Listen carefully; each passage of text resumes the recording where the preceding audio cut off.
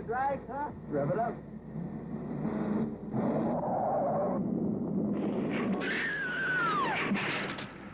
Action you've never seen races across your screen as you thrill to a new dimension in picture making. Carnival of Souls.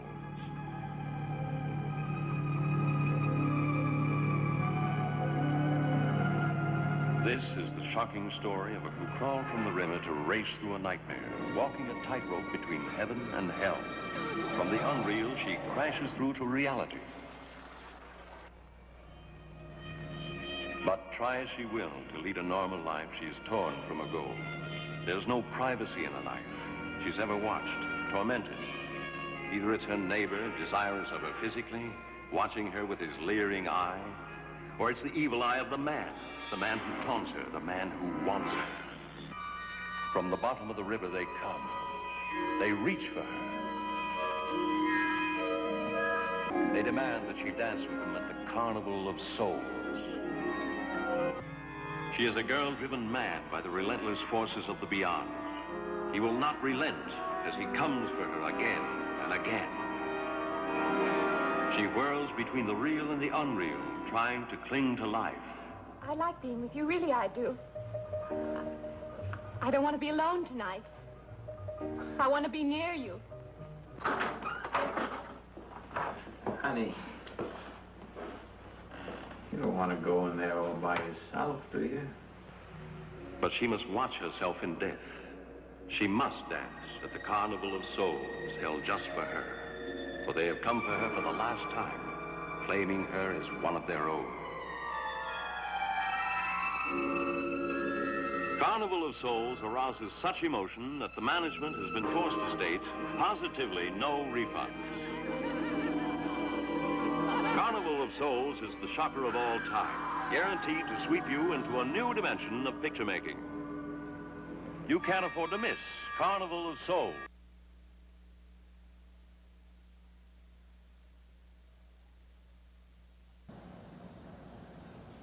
Hey, Joe, drag your foot, boy. Look what we got here. Hey, you want to drag, huh?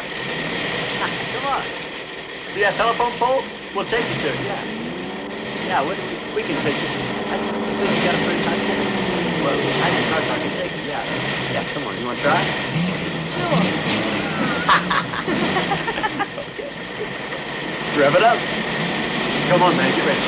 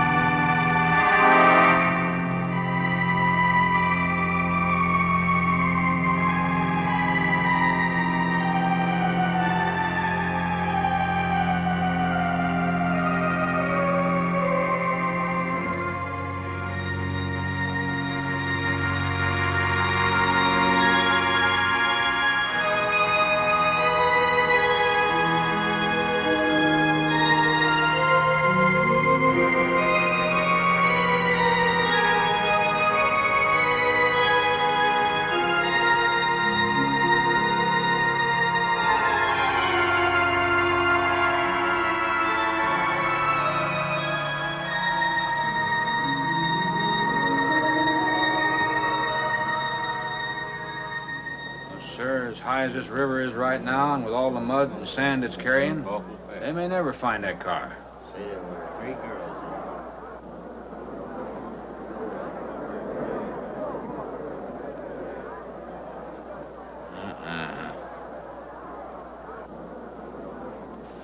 Right there. All right, now let's hear your story about how it It happened. wasn't our fault, sir. Yeah? We were the first ones on the bridge, and coming along, following the tracks, and they wanted to get around us, I guess, and they lost control when they dropped You off. sure you didn't crowd them off?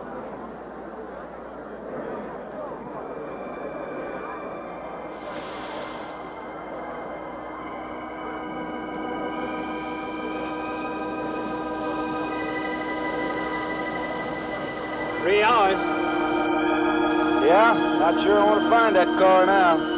This sand, and with that current, we may never find it. Yeah, all I guess we can do is keep trying.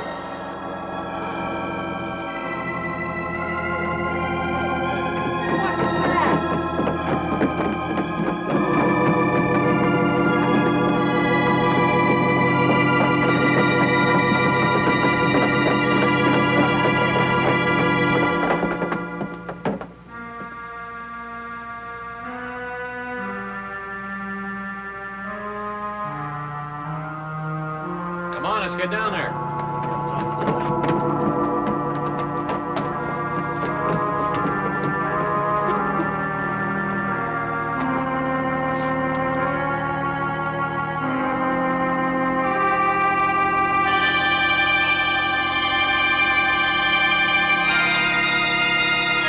Why, it's Mary Henry.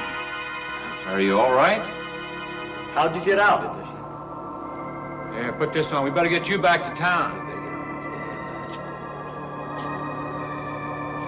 What about the other girls? I don't remember.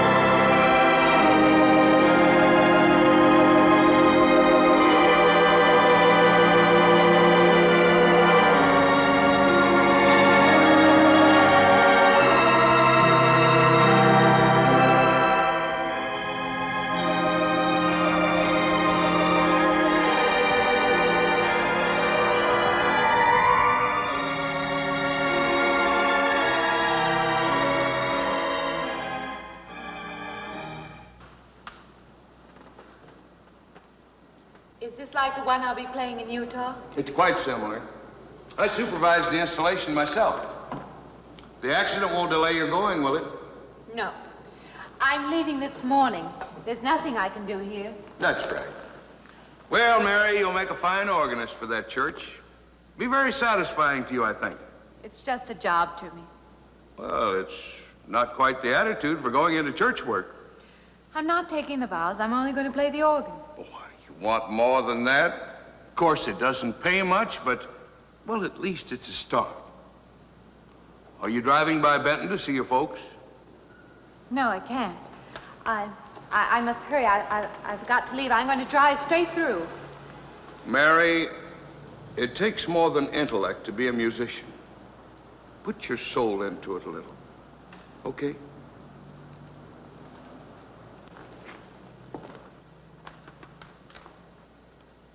Good luck, Mary. Stop by and see us the next time you're in. Thank you. But I'm never coming back.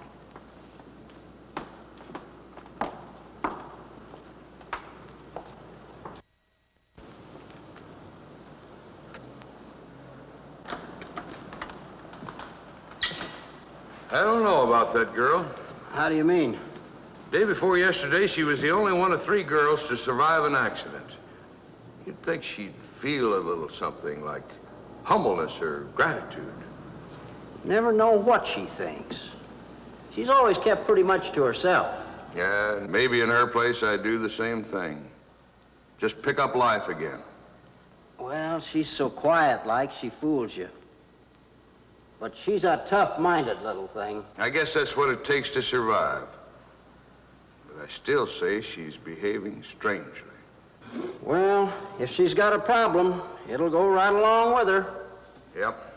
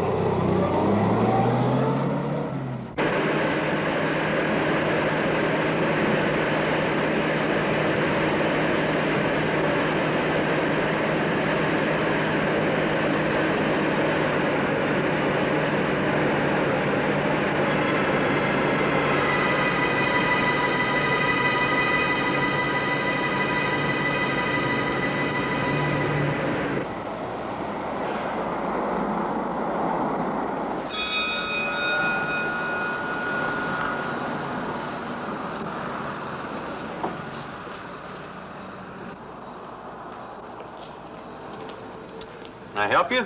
Fill it up. All right.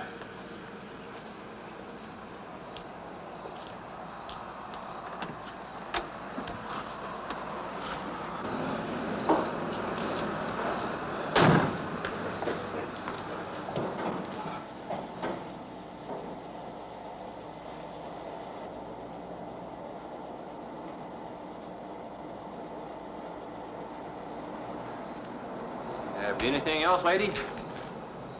Could you tell me what that big structure is back a few miles by the lake? Oh, you mean the old bathhouse? That used to be a pretty ritzy place in the old days. Then the lake went down and they made a dance hall out of it. Then they put those buildings up out there and made some sort of a carnival there for a while. That's years ago, though. Just stands out there now. I see. I have an address here of a rooming house. Could you direct me? Oh, sure. Well, that's just right over here a little ways.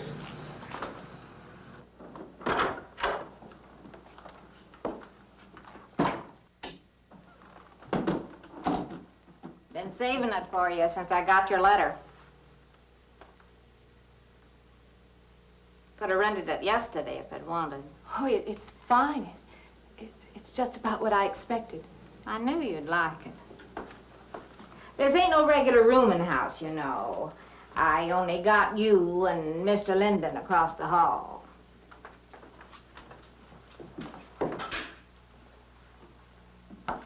Each room's got its own private bathroom, too. You can take all the baths you want. I'm not one to fuss about things like that. Thank you. I think I'll be quite comfortable. Well, hope you'll stay a while. I'm downstairs in the back part of the house, so if there's anything else you need, guess it'll have to wait till morning.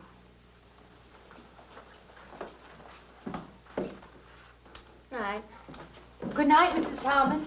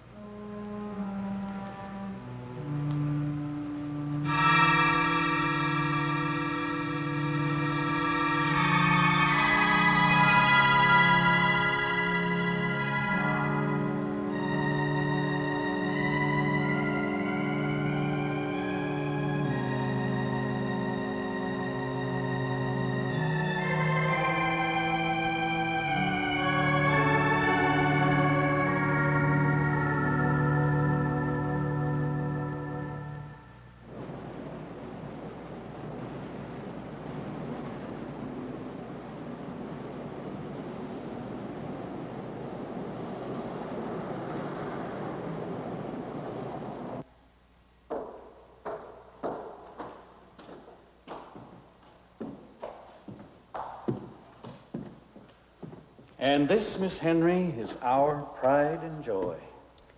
You know this was made in the same town where I've been studying. Of course, that's where we heard about you. Oh, by the way, you have found a place to stay. Yes, I have a room. Good.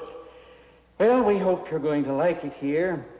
We're not the largest church in this area, of course, but we have a nice congregation. We'll have to have some sort of reception. They want to meet you. Couldn't we just skip that? Skip that? Well, I don't suppose it's an absolute necessity. I don't know what some of the ladies will say.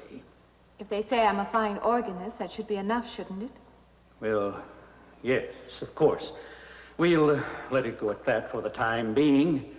But, my dear, you cannot live in isolation from the human race, you know. Mind if I try this now?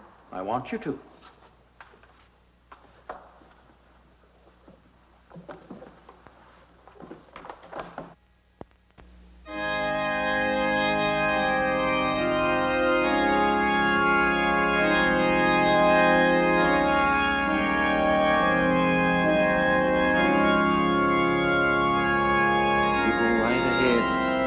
Next door at the manse, if you need me.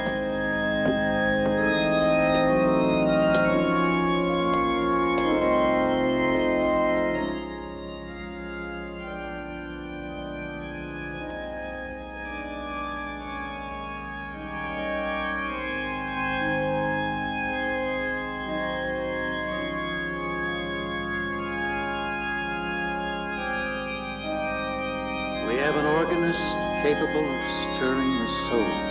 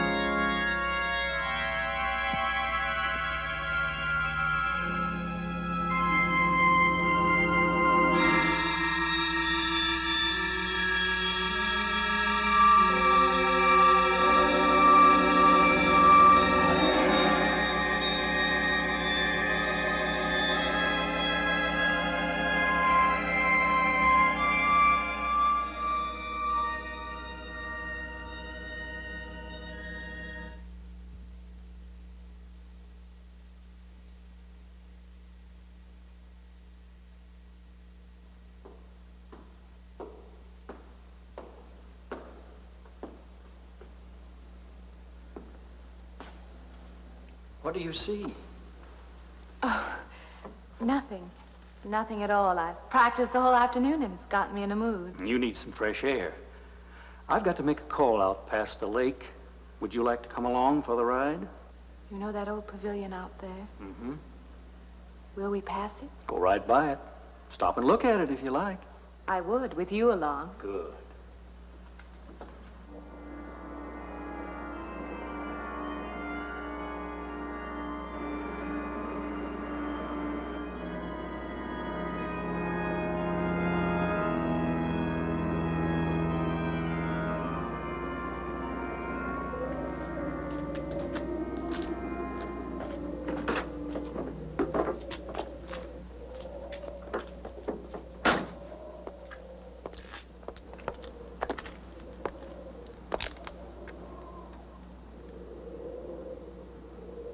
This used to be quite a place. It's been deserted for a long time now. Will you take me in? My goodness, no. It isn't safe out there anymore. That's why they put up this barrier. It'd be very easy to step around it. What attraction could there be for you out there? I'm not sure. I'm a reasonable person. I don't know. Maybe I want to satisfy myself that the place is nothing more than it appears to be. Would you take me out there? No. The law has placed it off limits. Wouldn't be very seemly for a minister to break the law, would it? No. Maybe I can come back some other time. Shall we go along now?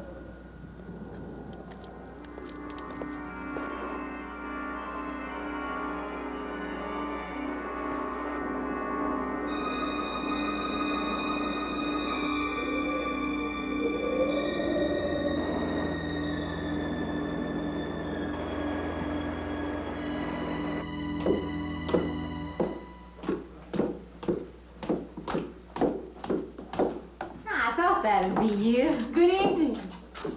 That organ playing must take a long time. You've been gone most the whole day. I went for a long drive in the country with my new boss, an elderly minister. Oh, that must have been a kick in the head. I learned that from my other boarder, Mr. Linden. Did you get your supper? Oh, I forgot. Well, this ain't no boarding house, but I got some coffee and sandwich makings left. I could bring you some up after a while. Good. I'll be taking one of those baths you're so generous with. Well, take as many as you want. I ain't one to make a fuss about a thing like that.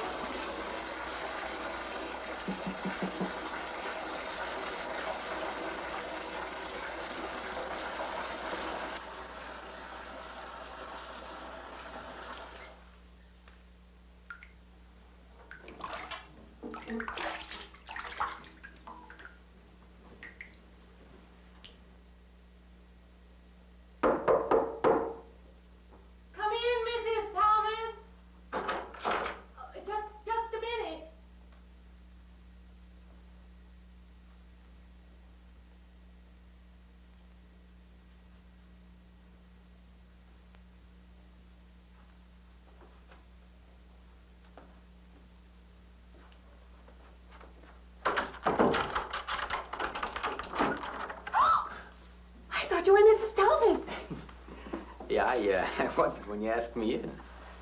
I'm John Linden. I'm your neighbor right across the hall. Oh, nice to meet you. Would you excuse me? Hey, I'm just wondering I if you're just not doing it. stand right there.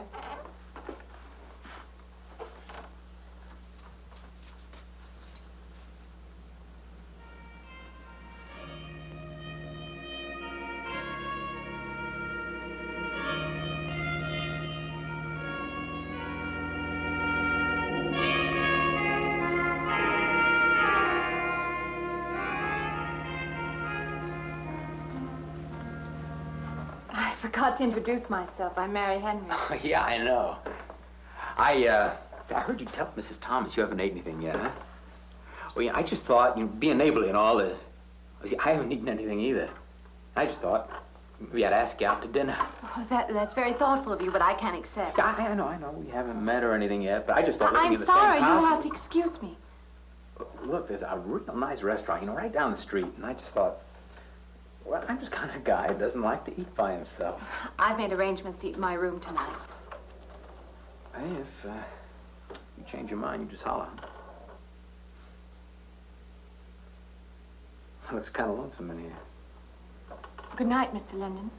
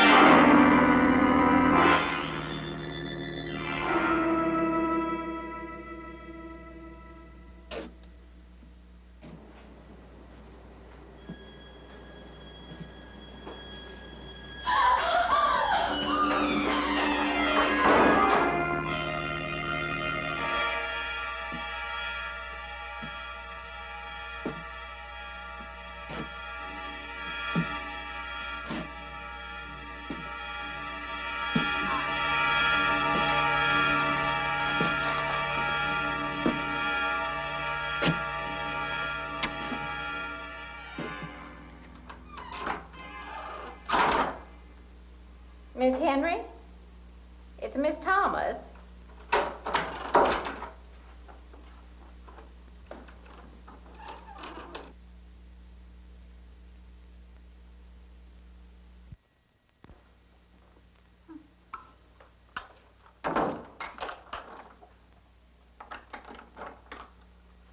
Who's the man in the hall? Oh, you must mean Mr. Linden. He has the room across the hall. No, I mean the other one. There is no other. Me and you and Mr. Linden. Us three is all there is in this house. But you must have passed him out there. You're needing this food. Going without eating makes you jumpy sometimes. Maybe you heard the boards pop or something. These old houses creak worse than my knees. I didn't hear him, Mrs. Thomas. I saw him. Now, don't talk that way. I don't sleep so good as it is. It's these old houses. They're big enough so that you could hide a man in every corner.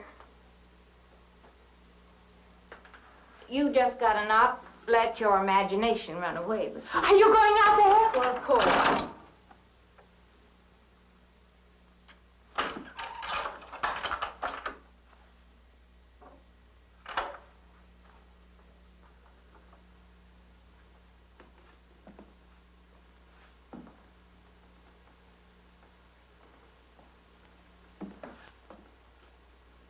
There's nobody there. Now you just go and eat that sandwich I made for you. Don't drink the coffee if coffee keeps you awake. It won't. Coffee never keeps me awake.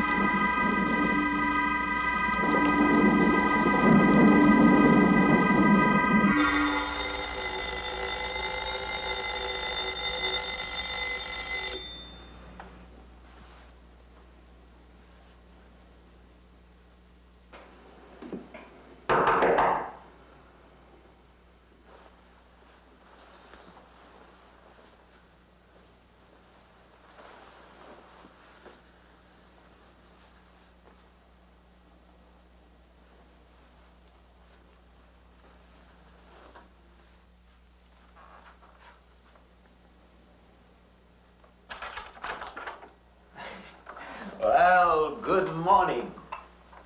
I heard your alarm. I knew you'd be up. Guess what I got? I can't imagine.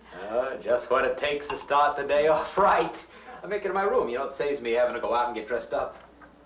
I guess I had to get dressed to come over here anyway. Oh, it looks just like what I need. Well, and 2 cups of coffee coming up.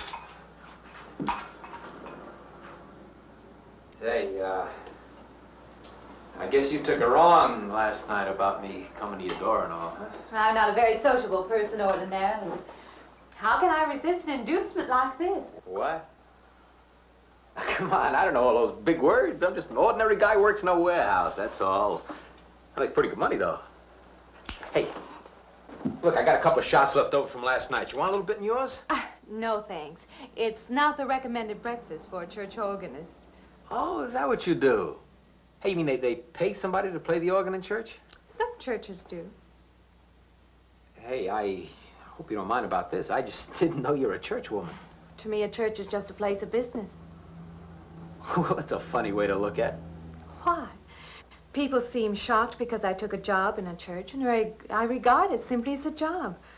I'm a professional organist, and I play for pay, that's all. Thinking like that, don't that give you nightmares? Strange you should say that. As a matter of fact, not for that reason, mind you, but I had the strangest feeling last night. Yeah, I had kind of a lost night myself.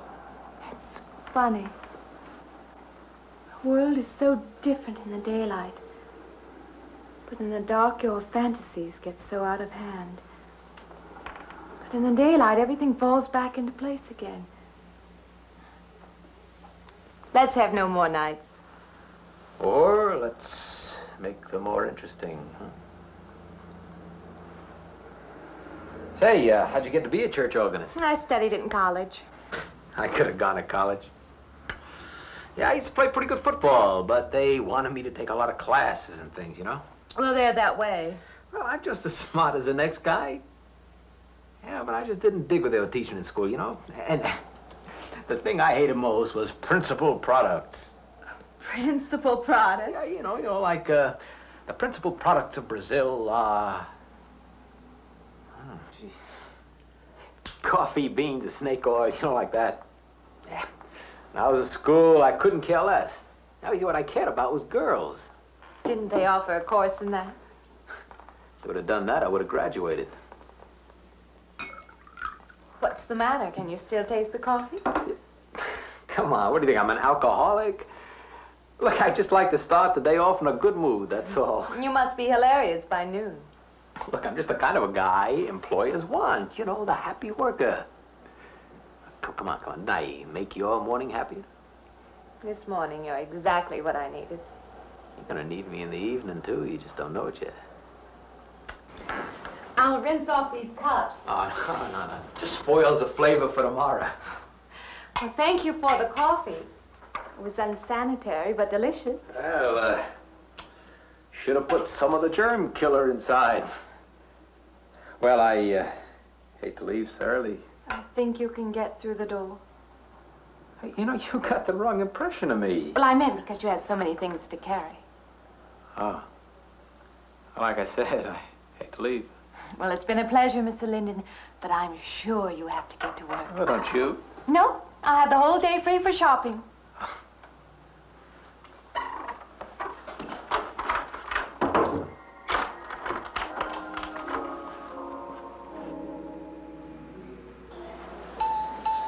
Does the hem hang right and back? We might change the hemline a little. The drape is just fine. Otherwise, it looks very nice. I'm sure it isn't very chic to take the second dress, but I like it. We altered a little here to make it straight all the way around. There, do you want to go back to your dressing room?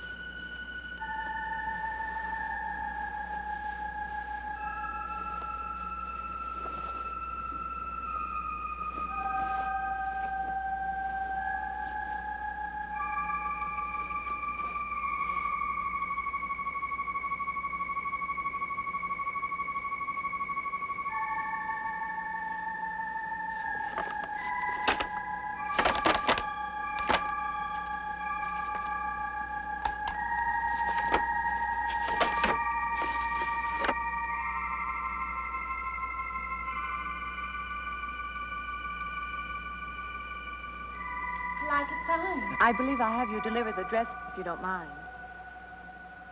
I did say I'd take it.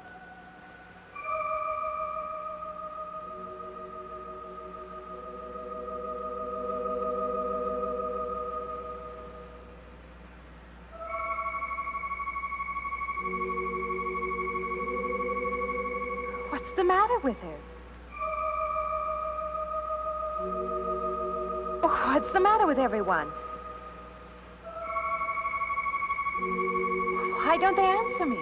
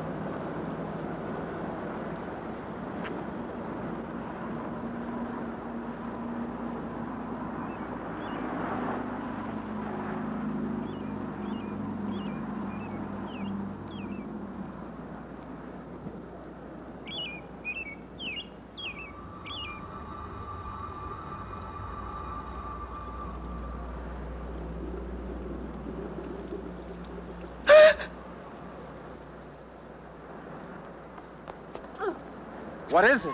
That man! I didn't mean any harm. I just stopped to get a drink. No. No. It was that man. That man. There was someone else there. That strange man was there. Now look, you've had a fright. Hysteria won't solve anything. Now control yourself. Look, I'm Dr. Samuels. My office is right across the street there. You've had a shock. If you would like my assistance, I'll be glad to offer it. Thank you. Could I come with you now? Certainly. I'll take her over to my office. We'll see that she's all right.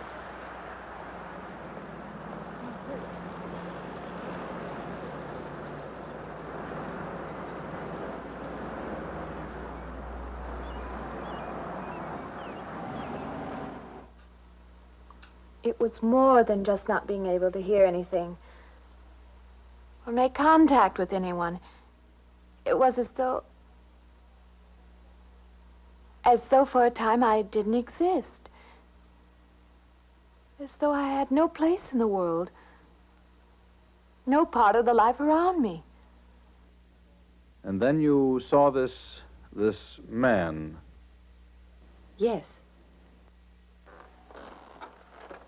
You'll excuse my back, but I wanted to get some of that written down. I must have been talking for an hour. Anything else? Anything you haven't told me? That's all there is. That's the whole story.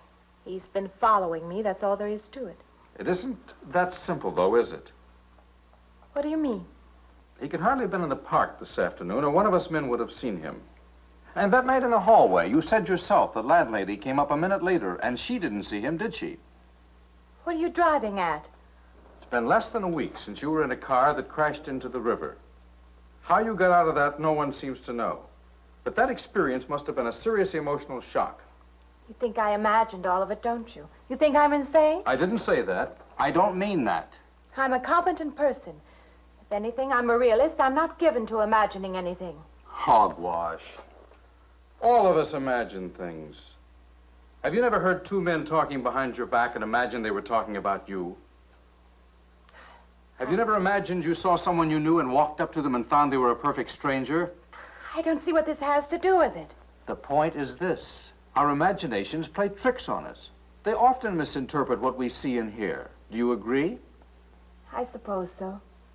If that can happen in ordinary times, go a step further. Look what can happen in a high fever or following a serious emotional shock. Doesn't seem possible that I could have imagined all of it.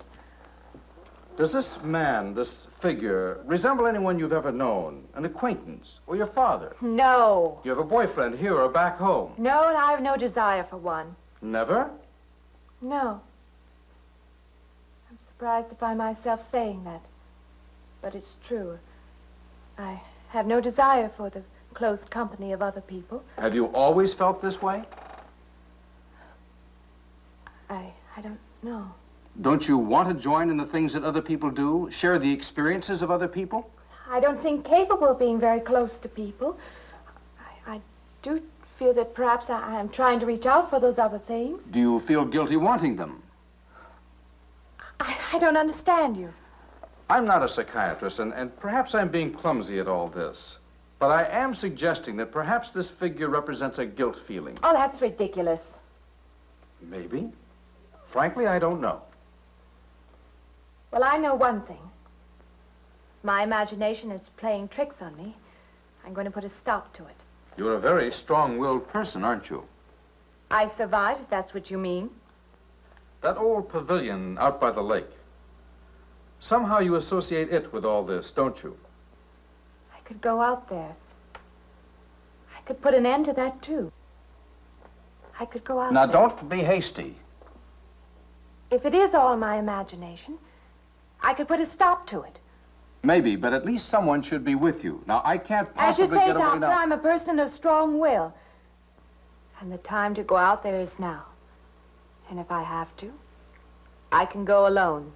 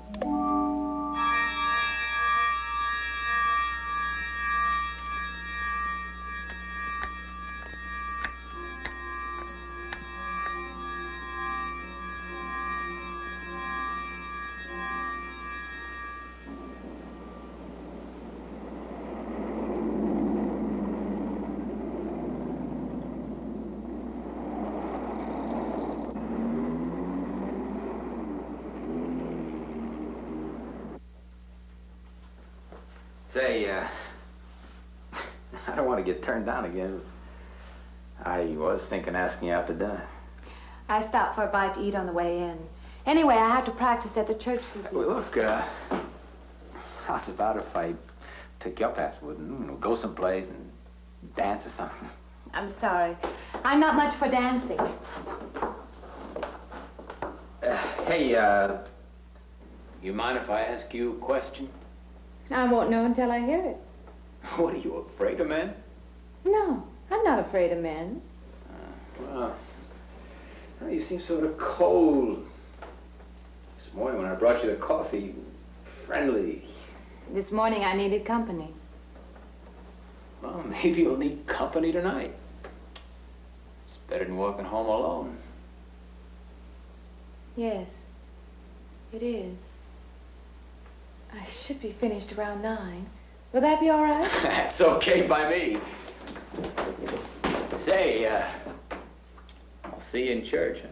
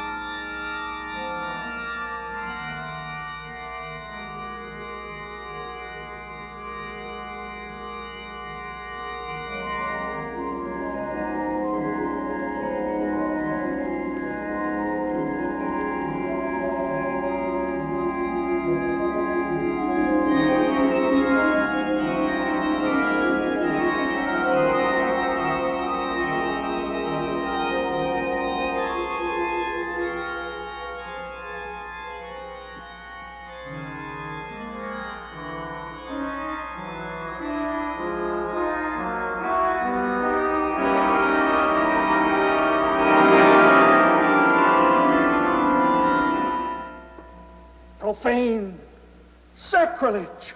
What are you playing in this church? Have you no respect? Do you feel no reverence? And I feel sorry for you and your lack of soul. This organ, the music of this church, these things have meaning and significance to us. I assume they did to you. But without this awareness, I'm afraid you cannot be our organist. In conscience, I must ask you to resign.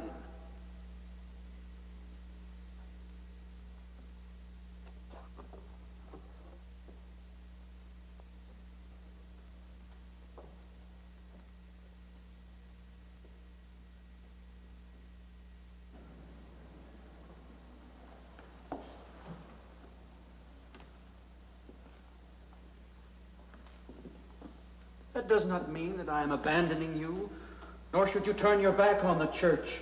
There is help here, and I urge you to accept it.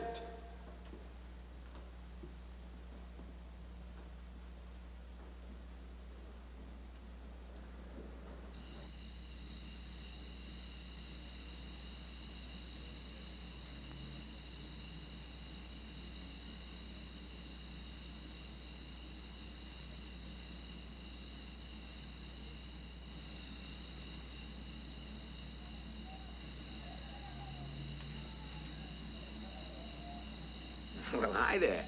I've been waiting an awful long time for you. My car's just over there. I know just the right place to go.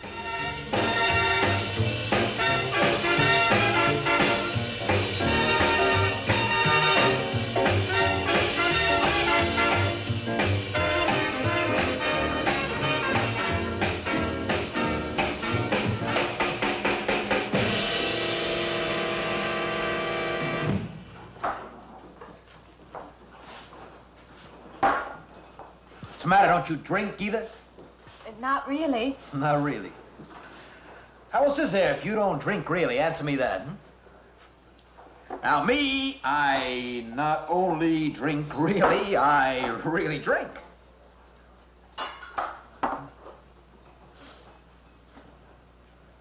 What's the matter? Do you like the music either? I like it fine. You don't like it. You don't like to dance, and you don't like to drink. You don't like for a man to hold you close. That's it, isn't it? I didn't say that. You haven't said anything all evening. Why not go play that song again? You like it so much.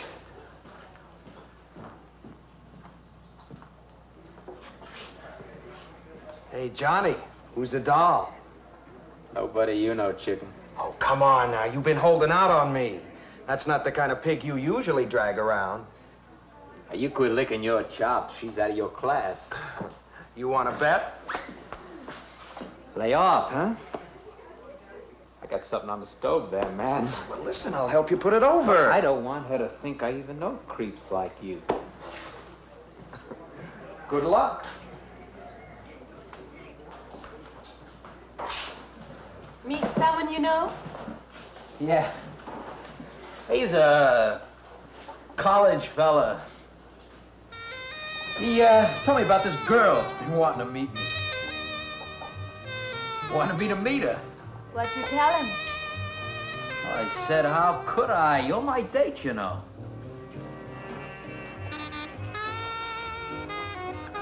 He said you didn't seem to enjoy my company much. Oh, that's not true. I really appreciate you taking me out this evening. I'd had a miserable night if you hadn't.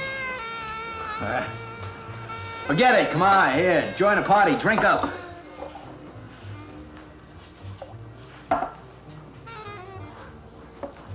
Look, I paid good money for that stuff. It ain't poison. I'm sorry if I annoy you. You know, I don't get you. First you stand me off. Well, that's okay. That's class. Figure you got something, you just holding back. Now, everything I say is okay. You're a mouse. Yesterday, I didn't care. Tonight, I want to be with you. Me or just with anybody? With you.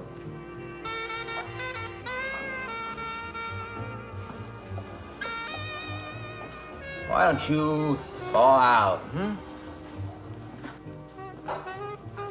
But maybe you want to be alone, huh? I'll leave you alone no, if that's what you want. I like being with you, really I do. I don't want to be alone tonight. I want to be near you.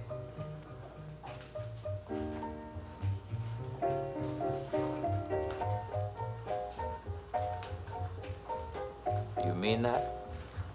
Yes.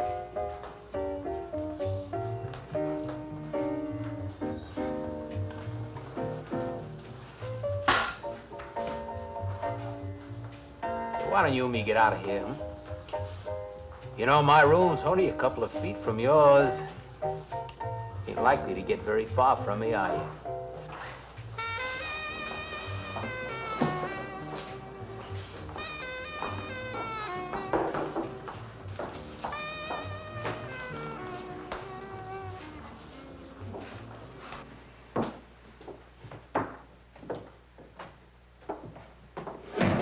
No, geez. We'll wake Mrs. Thomas. That old girl's in the back of the house. She won't hear nothing.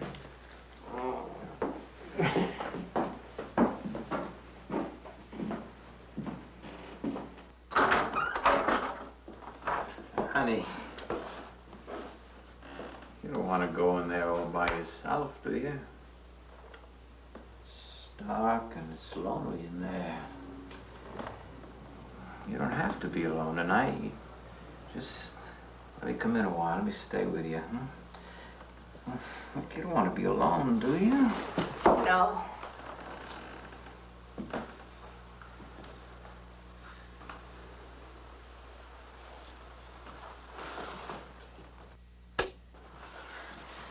I'm sorry. Look, honey. I can't. Honey, you asked me in, you dislike me a little, huh?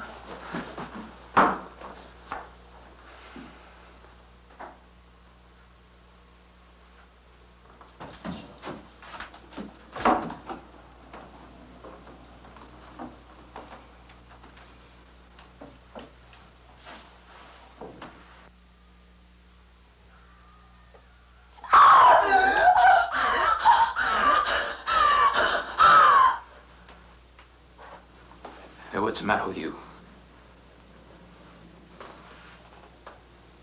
What's going on around here? What's the matter with you? Ben's after me. You gotta stop him. He's after me again. I'm getting out. No, you have to go. Not me, sister. That's just what I need. Get mixed up with some girl who's off her rocker. I don't want to be left alone.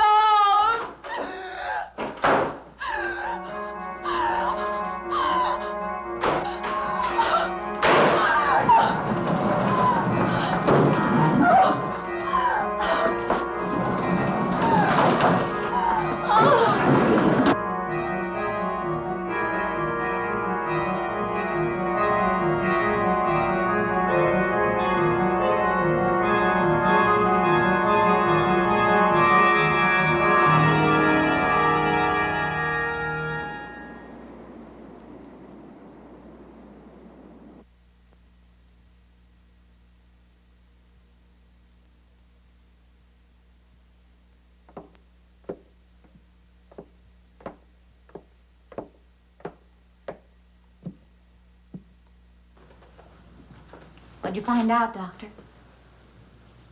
Not very much, I'm afraid. I'm sure glad you just happened around.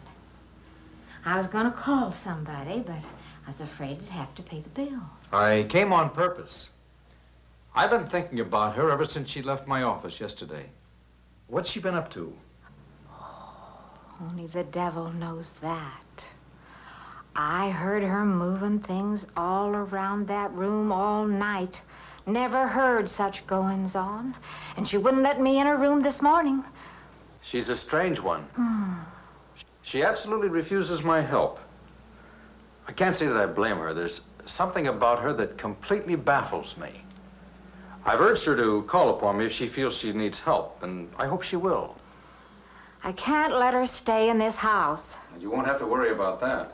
She's determined to leave the city, and she wants to get away as soon as possible. I hope she does leave. I hope she can.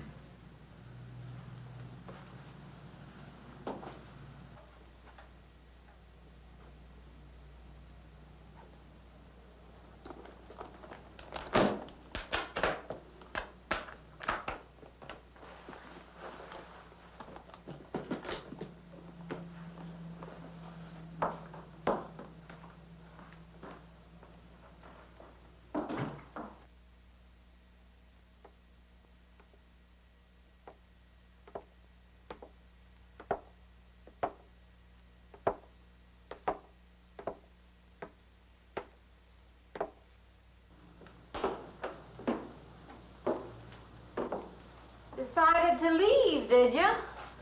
Where you going?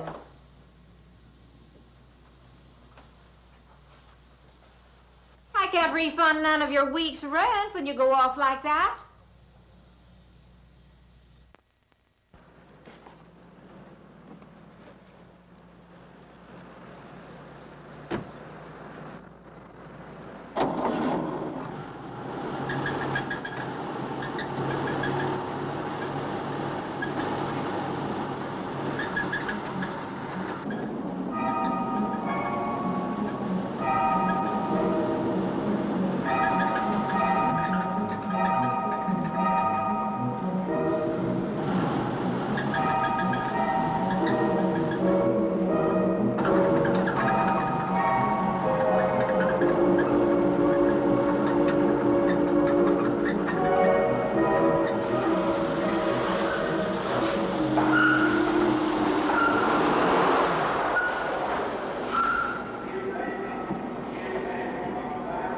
Sounds like the transmission. Can you pull it up on the rack?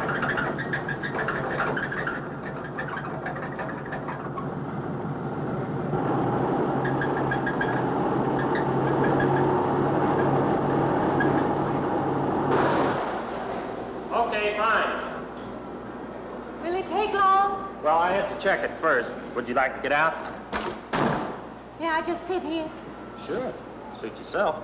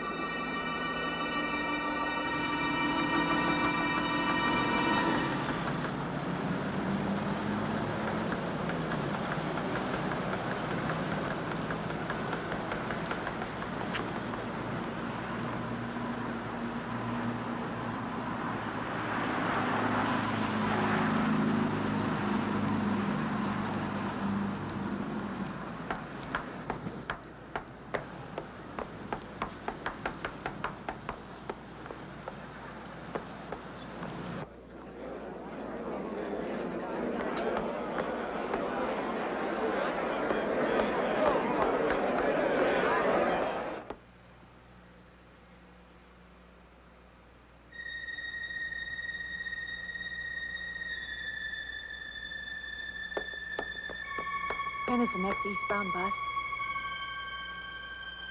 When does the next bus leave? I must get on it.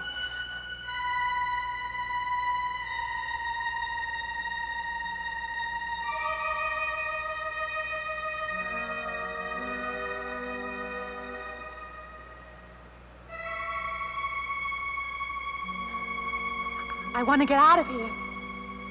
I want to get away from here.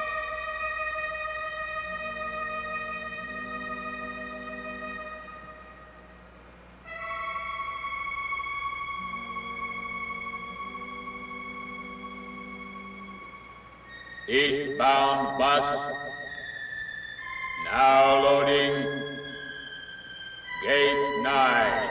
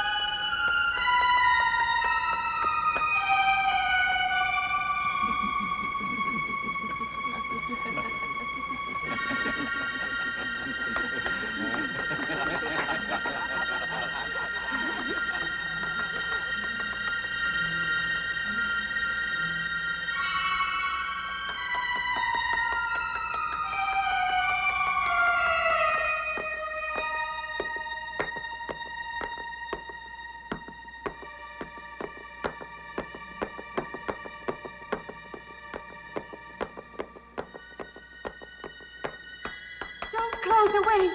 Wait. Let me in. You gotta let me in. I gotta get on that train. I gotta get away from here. Please. Please.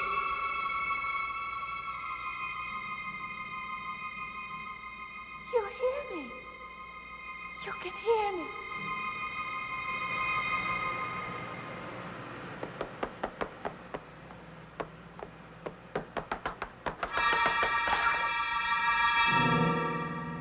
Can't see me.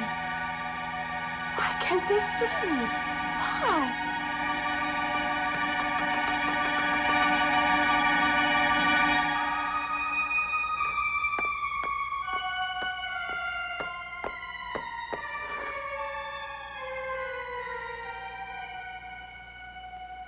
Why can't I hear anything?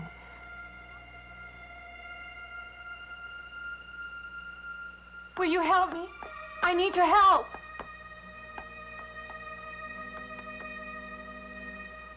Just a moment, please.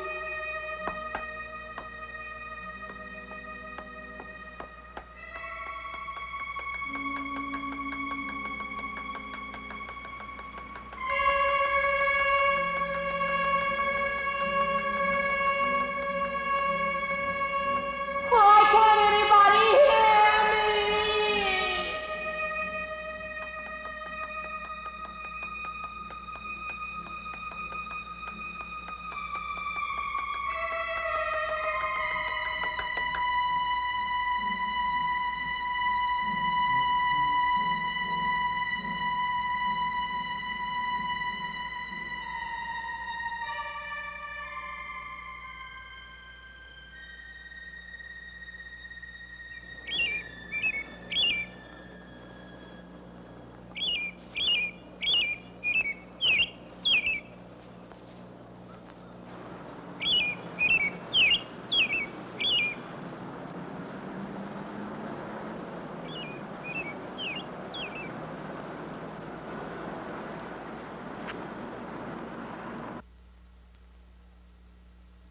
I don't belong in the world.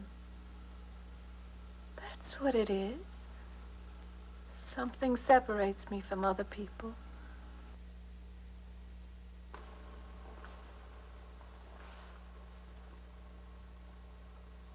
Everywhere. They're everywhere. They're not going to let me go. Everywhere I turn, there's something that's blocking my escape. He's trying to prevent me from living. He's trying to take me back somewhere. I can't fight anymore. I don't know what's real anymore. I came to you, Doctor, because you're my last hope. If you don't help me, I'll have to go back there. He's trying to take me back somewhere. Doctor, you've got to tell me what to do.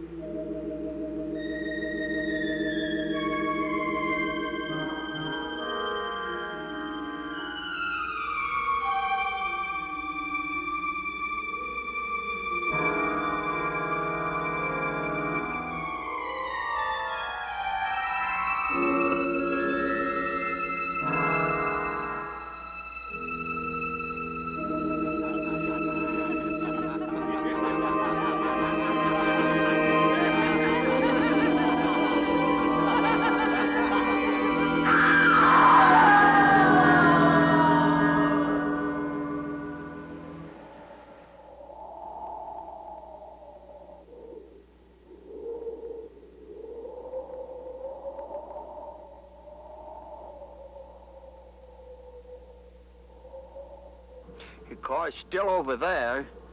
And then the footprints leading up to here.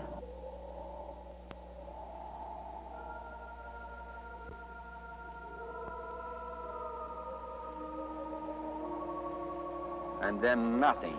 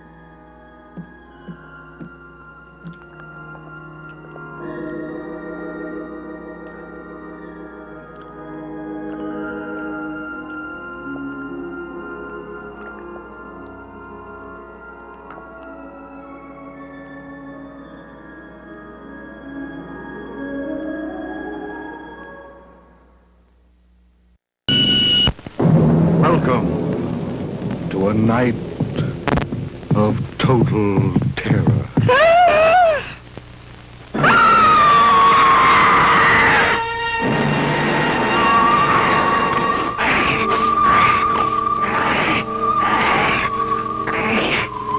Night of the living dead, the dead who live on living flesh. The dead whose haunted souls hunt the living whose bodies are the only food for these ungodly creatures.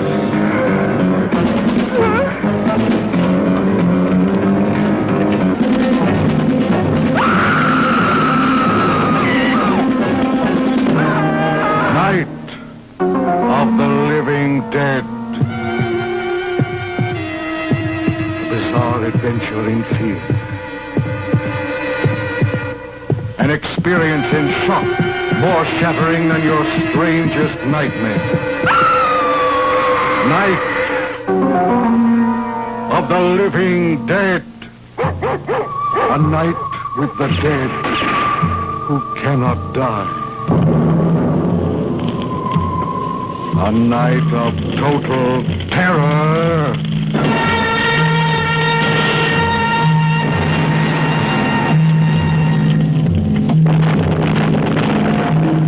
Night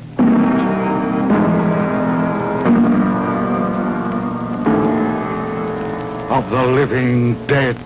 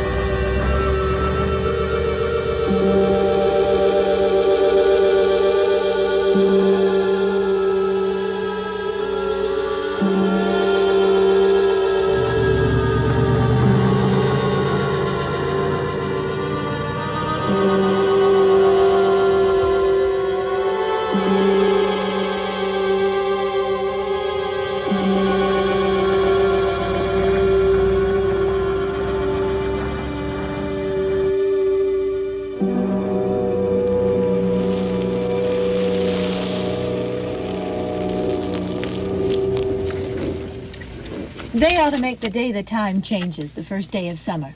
What? Well, it's 8 o'clock and it's still light. A lot of good the extra daylight does us. Now, we've still got a 3-hour drive back. We're not going to be home until after midnight. Well, if it really bugged you, Johnny, you wouldn't do it. You think I want to blow Sunday on a scene like this? You know, I figure we're either going to have to move Mother out here or move the grave into Pittsburgh. She can't make a trip like this. Oh, you know that she can't? Is there any of that candy left? No. Look at this thing. We still remember. I don't. You know, I don't even remember what the man looks like. Johnny, it takes you 5 minutes. Yeah, 5 minutes to put the wreath on the grave and 6 hours to drive back and forth. Mother wants to remember, so we trot 200 miles into the country and she stays at home. Well, we're here, John, all right? Test. We're back on? Oh. Ladies and Hey, gentlemen, we're coming back on the air after an interruption due to technical problem.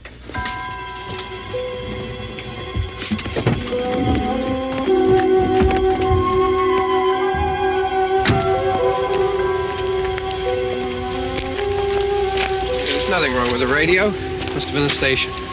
Which row is it in?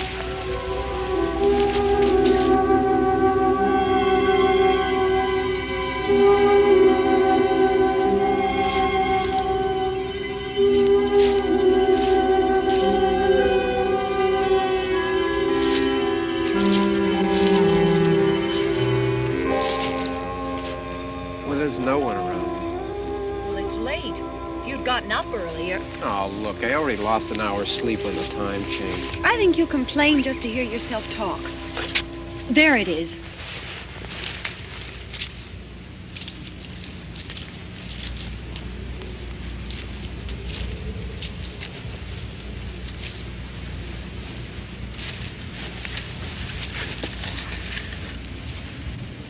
I wonder what happened to the one from last year. Each year we spend good money on these things. We come out here and the one from last year's gone.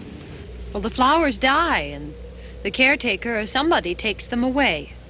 Yeah, a little spit and polish. You can clean this up. Sell it next year. Wonder how many times we bought the same one.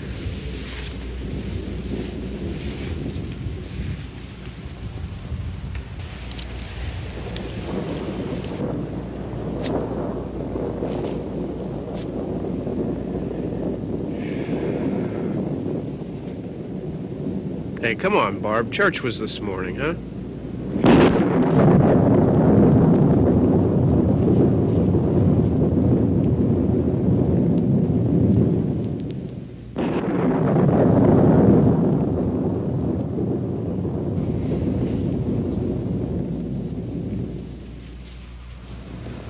Hey, I mean praying's for church, huh? Come on. I haven't seen you in church lately. Well, there's not much sense in my going to church. Do you remember one time when we were small, we were out here? It was from right over there. I jumped out at you from behind the tree, and Grandpa got all excited, and he shook his fist at me, and he said, "Boy, you be damned to hell." Remember that? Right over there. Well, you used to really be scared here. Johnny. You're still afraid. Stop it now, I mean it. They're coming to get you, Barbara. Stop it. You're ignorant. They're coming for you, Barbara. Stop it. You're acting like a child. They're coming for you. Look, there comes one of them now. He'll hear you. Here he comes now. I'm getting out of here. Johnny.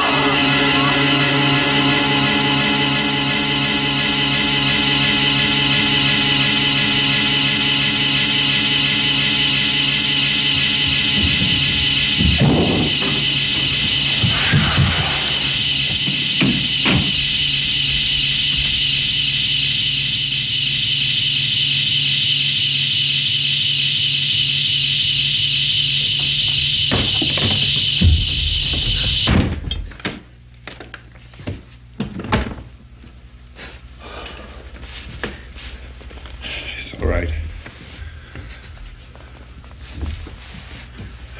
Don't worry about him. I can handle him. Probably be a lot more of them as soon as they find out about us. The truck is out of gas. This pump out here is locked. Is there a key? We can try to get out of here if we can get some gas. Is there a key?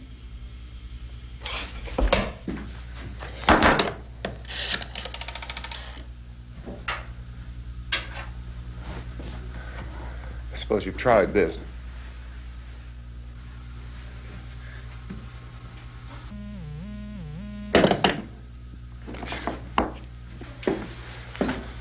Do you live here?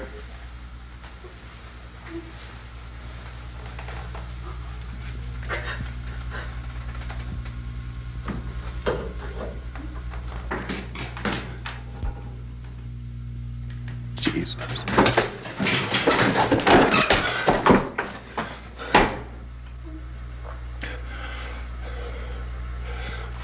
We've got to get out of here. We have to get to where there's some other people. Maybe we better take some food. I'll see if I can find some food.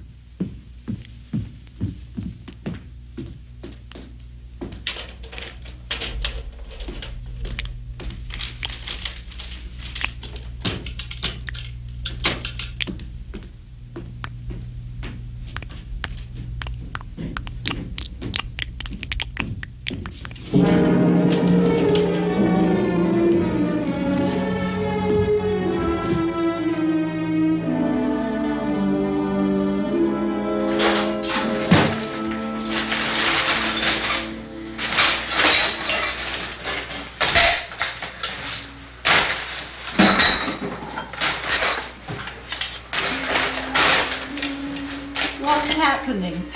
How do you think it's happening? What's happening?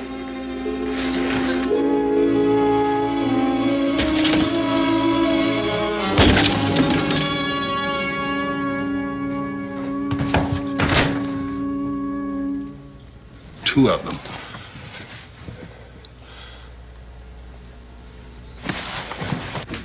There are two of them out there. Have you seen any more around here? I can take care of those two. I don't I know you're afraid, but we have I to... don't know! I don't know! What's happening?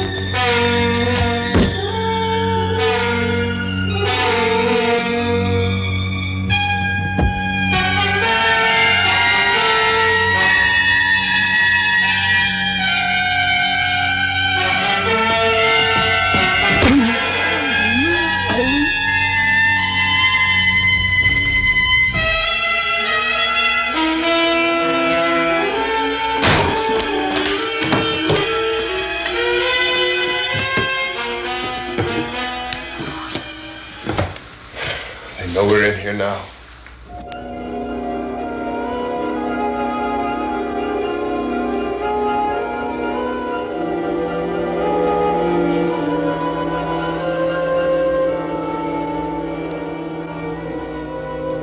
Don't look at it.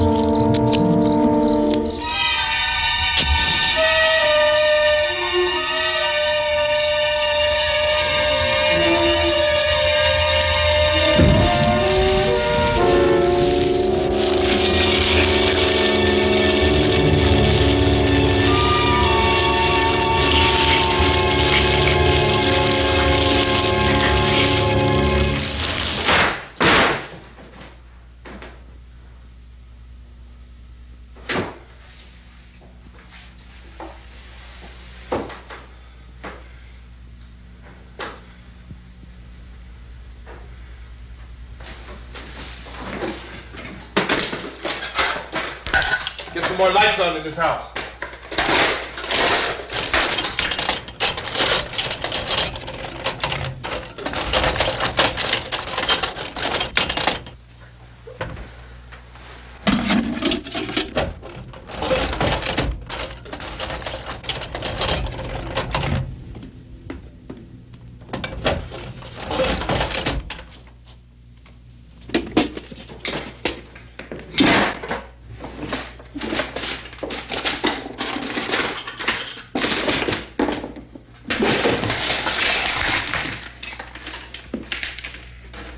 Why don't you see if you can find some wood, some boards, something there by the fireplace, something we can nail this place up.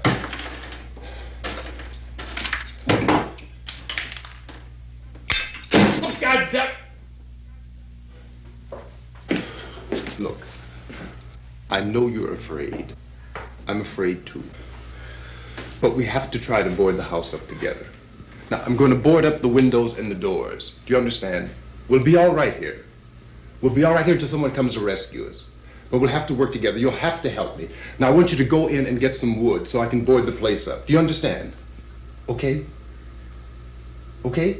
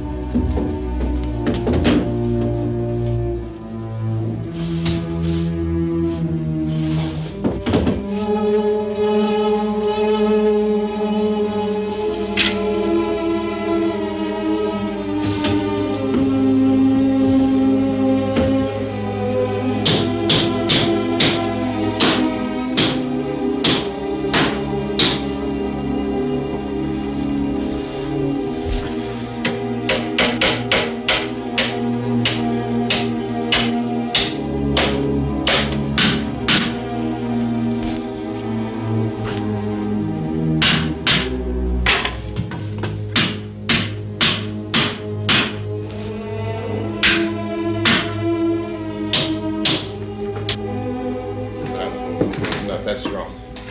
Here, I want you to pick out some nails. Pick out the biggest ones you can find.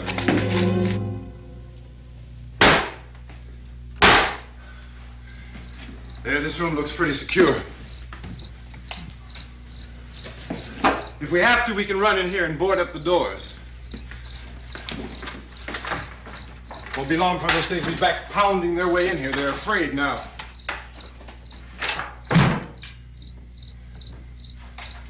They're afraid of fire. I found that out.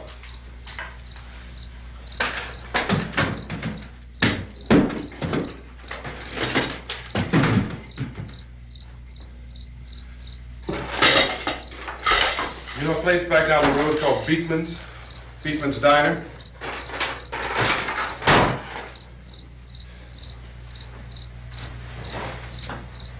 Anyhow, that's where I found that truck I have out there.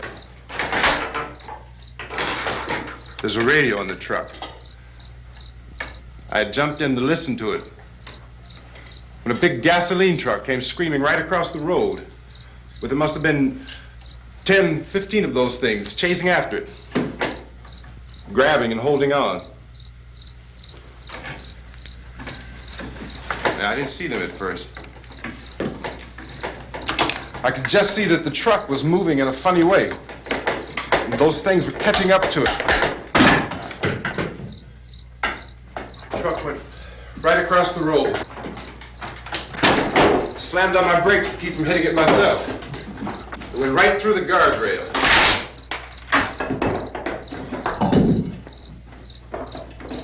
I guess the driver must have cut off the road into that gas station by Beekman's Diner. It went right through the billboard, ripped over a gas pump, and never stopped moving. By now, it was like a moving bonfire. Didn't know if the truck was going to explode or what. Could still hear the man screaming.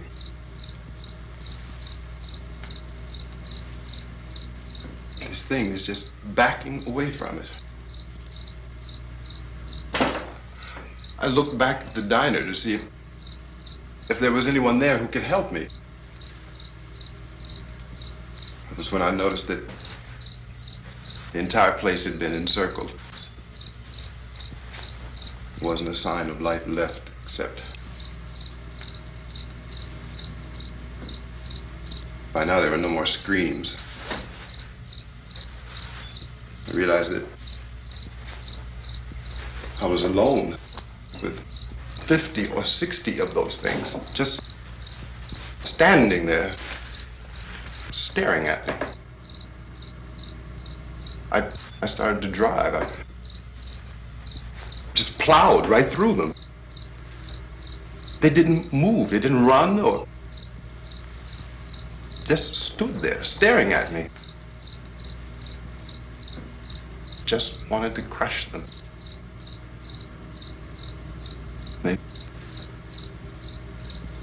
scattered through the air like bugs. We were riding in the cemetery, Johnny and me. Johnny.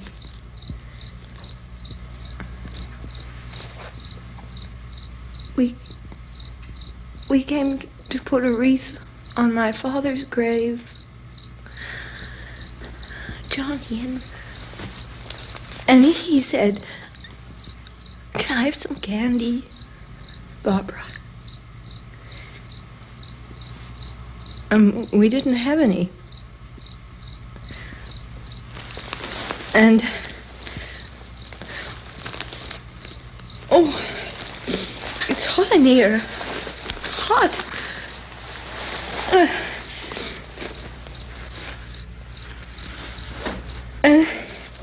And he said, "Oh, it's late.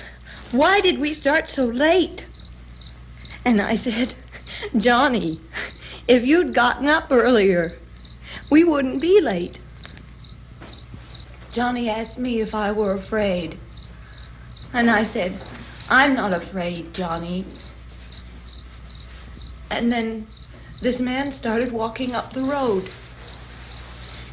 He came slowly, and Johnny kept teasing me and saying, "He's coming to get you, Barbara." And I laughed at him and said, "Johnny, stop it." And then Johnny ran away. And I went up to this man, and I was going to apologize. Why don't you just keep calm? And I looked up, and I said, "Good evening." And he grabbed me. He grabbed me, and he ripped at me. He held me, and he ripped at my clothes. I think you should just calm down. Oh, I screamed, "Johnny! Johnny, help me! Oh, help me!" And he wouldn't let me go. He ripped. And then Johnny came and he ran and he fought this man.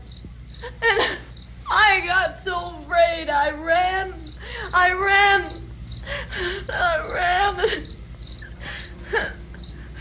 And Johnny didn't come. We have to wait for Johnny.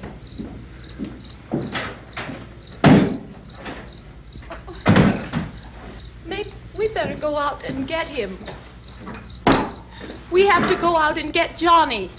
He's out there. Please, don't you hear me? We've got to go out and get him. Please! We have got to go get Johnny! Please help me! Please! Look, don't you know what's going on out there? This is no Sunday school picnic. Don't you understand? My brother is alone! Your brother is dead. No!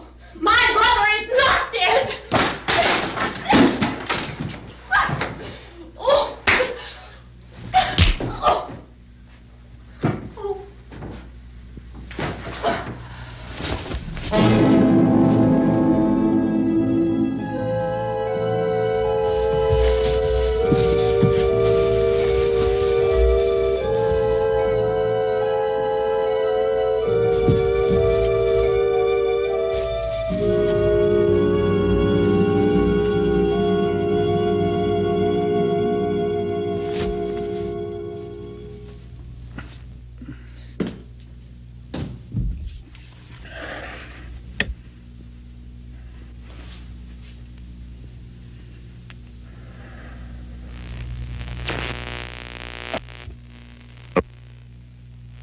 Because of the obvious threat to untold numbers of citizens, and because of the crisis which is even now developing, this radio station will remain on the air day and night.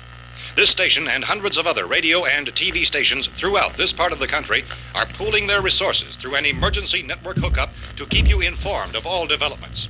At this hour, we repeat, these are the facts as we know them. There is an epidemic of mass murder being committed by a virtual army of unidentified assassins. The murders are taking place in villages, cities, rural homes, and suburbs with no apparent pattern or reason for the slayings. It seems to be a sudden, general explosion of mass homicide. We have some descriptions of the assassins. Eyewitnesses say they are ordinary-looking people. Some say they appear to be in a kind of trance. Others describe them as being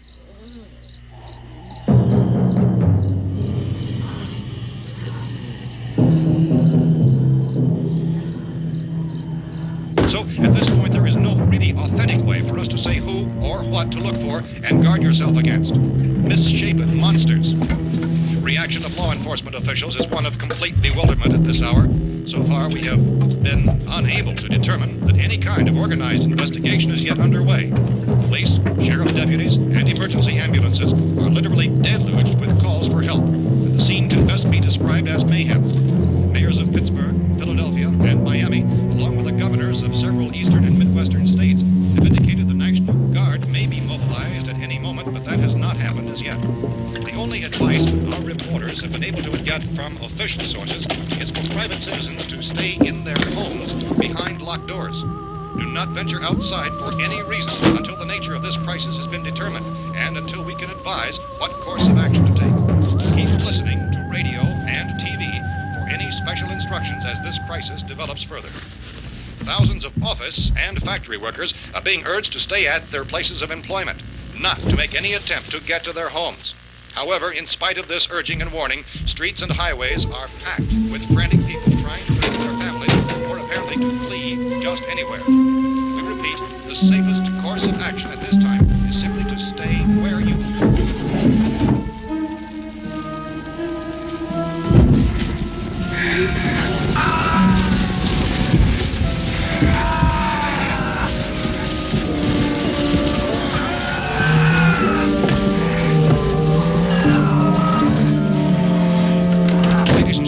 just received word that the president has called a meeting of his cabinet to deal with the sudden epidemic of murder which has seized the eastern third of this nation. The meeting is scheduled to convene within the hour. Members of the presidential cabinet will be joined by officials of the FBI and joint chiefs behind closed doors. The White House spokesman, in announcing this conference, says there will be an official announcement as soon as possible following that meeting. This is the latest dispatch just received in our newsroom.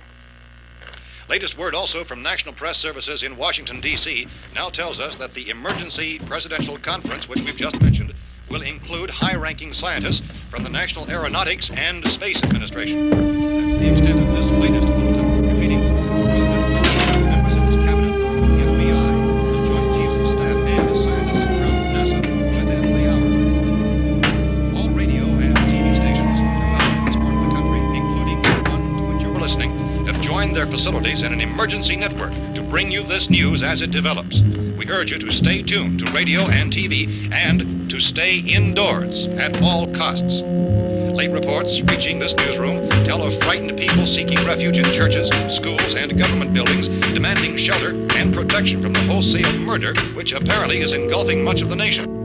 Law enforcement officials are at a loss to explain or, even at this hour, even to theorize about the reasons for this wave of murder. So far, the advice they are able to give the public is summary reports of Chief T.K. Dunmore of Camden, North Carolina, who's quoted as saying, quote, "Tell the people, for God's sake, to get off the streets. Tell them to go home and lock their doors and windows up tight. We don't know what kind of murder-happy characters we have here." End quote. This Chief Dunmore of Camden, North Carolina. So far, the only descriptions, the only clues anyone has of the killers come from frightened witnesses of some of the slayings. These eyewitness accounts variously describe the murderers as ordinary-looking people, misshapen monsters, people who look like they're in a trance, and things that look like people but act like animals. Some eyewitnesses tell of seeing victims who look as though they had been torn apart. This whole ghastly story began developing 2 days ago with the report of the slaying of a family of 7 in their rural home near Gulfport, Louisiana. Since then, reports of such senseless killings began snowballing in a reign of terror which has hopscotched in an erratic, disconnected manner throughout much of the eastern and midwestern United States. Efforts to keep track of the murder reports by the placing of markers on a map seem to indicate a general spreading from the extreme southeastern United States to the north and west. Our newsmen have been on the telephone talking with officials in other cities and have determined that none of this kind of mass murder has yet been reported west of the Mississippi River, except in the extreme southeastern portion of Texas. Similar killings have been reported around the Houston and Galveston areas, but nothing like... I found a gun and some bullets out there. It was only late yesterday Oh, that and it these. first became clear we were facing some kind of national emergency. When first reports began filtering in, newsmen and law enforcement agencies were of the opinion This that place is boarded up pretty solid now. in nature. However, as these We ought to be all right here for a while. dramatically, it was soon apparent that We have this the was gun something and more than the bullets, usual run of lawlessness. food and the radio. Officials began to suspect an obscure kind of conspiracy. Sooner or later, someone's Things as bound to come and get us out. creatures from outer space. So again, we join with law enforcement agencies in urging you to seek shelter in a building. Lock the doors and windows securely. Hey, that's us. We're doing all right. Be cautious of any suspicious strangers.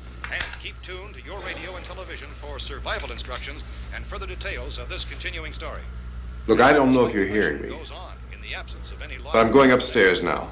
It's almost as though some critical balance of If anything should try to break in here, I can hear it from up there. I'll be down to take care of it. savage killers.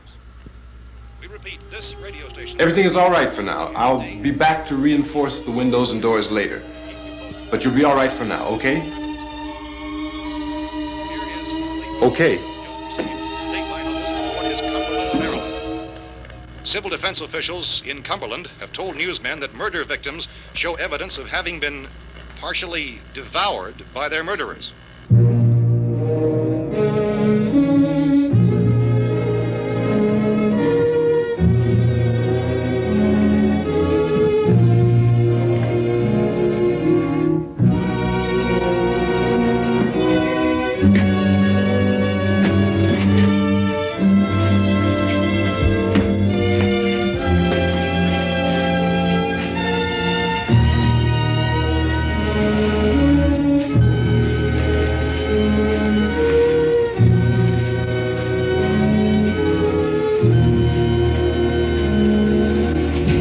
Consistent reports from witnesses to the effect that people who acted as though they were in a kind of trance were killing and eating their victims prompted authorities to examine the bodies of some of the victims. Medical authorities in Cumberland have concluded that in all cases, the killers are eating the flesh of the people they murdered. Repeating this latest bulletin just received moments ago from Cumberland, Maryland, civil defense authorities have told newsmen that murder victims show evidence of having been partially devoured by their murderers. Medical examination of victims' bodies shows conclusively that the killers are eating the flesh of the people they kill. And so this incredible story becomes more ghastly with each report. It's difficult to imagine such a thing actually happening, but these are the reports we have been receiving and passing on to you, reports which have been verified as completely as is possible in this confused situation. It is happening, and it would appear that no one is safe from this wave of mass murder.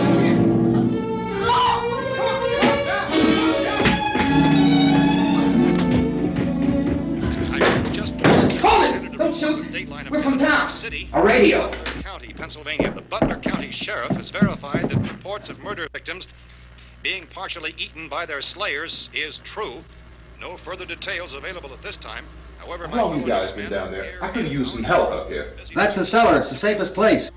You mean you didn't hear the racket we were making up here? How were we supposed to know what was going on? Could have been those things for all we knew. That girl was screaming. Sure, you must know what a girl screaming sounds like. Those things don't make any noise. Anybody would know somebody ever needed help. Look, it's kind of hard to hear what's going on from down there. We thought we could hear screams, but for all we knew, that could have meant those things were in the house afterward. And you wouldn't come up and help? Well, if there were more... The racket sounded like the place was being ripped apart. How were we supposed to know what was going on? Now, wait a minute.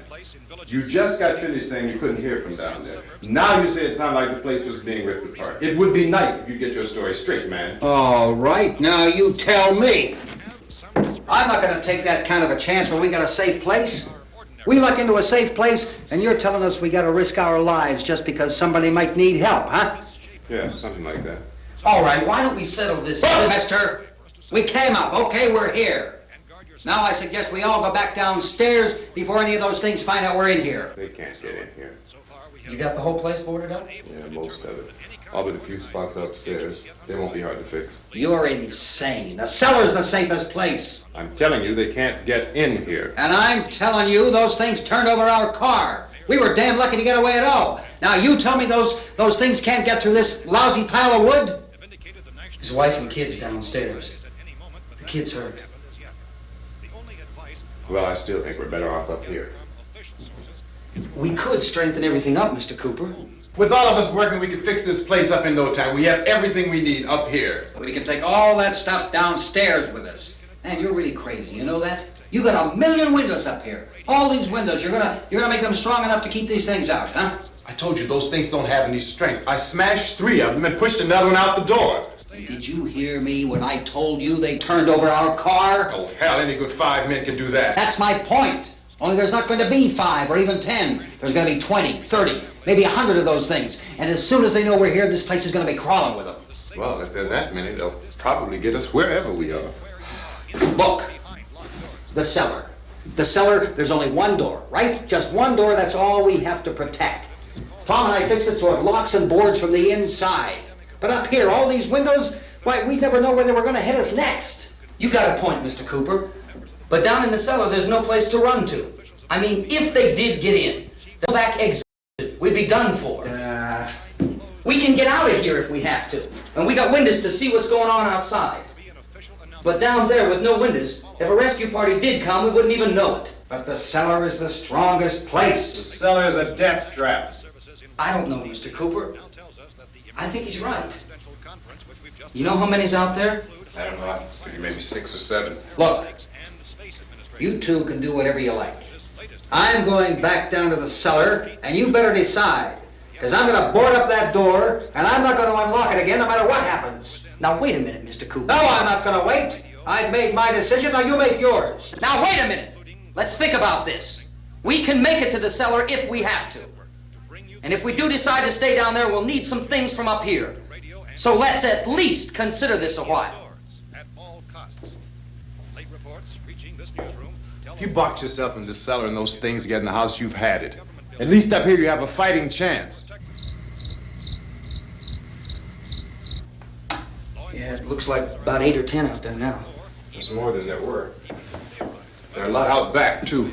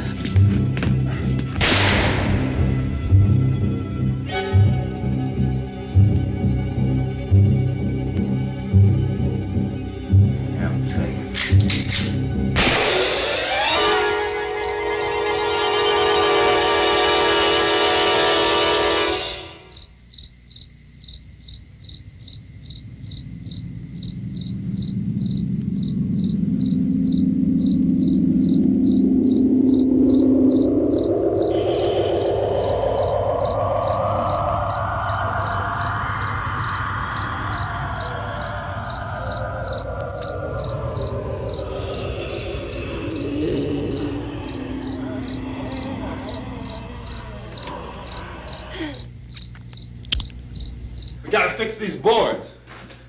You're crazy. Those things are going to be at every window and door in this place. We've got to get down into the cellar. Go down in that damn cellar. Get out of here! I'm taking the girl with me. You leave her here. Keep your hands off her. And everything else that's up here, too. Because if I stay up here, I'm fighting for everything up here. And the radio and the food is part of what I'm fighting for. Now, if you're going down the cellar, get. The man's insane. He's insane. We've got to have food down there. We've got a right. This is your house. We've got a right. You going down there with him?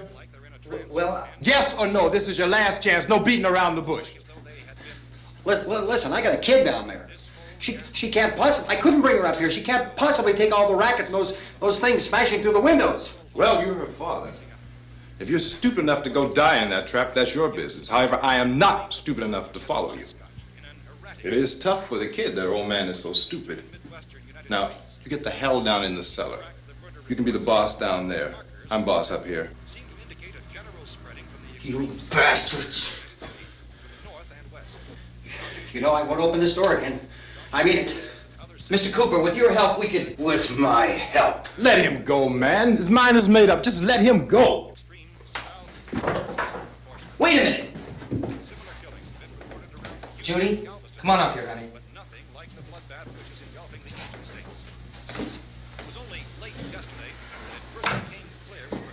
You're gonna let them get hurt too, huh?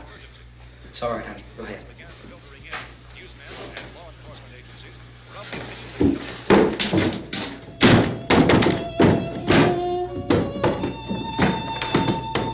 If we stick together, man, we can fix it up real good. There's lots of places we can run to up here.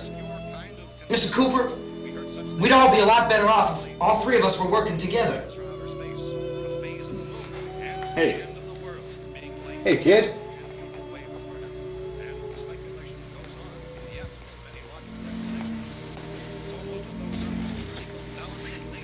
He's wrong, you know.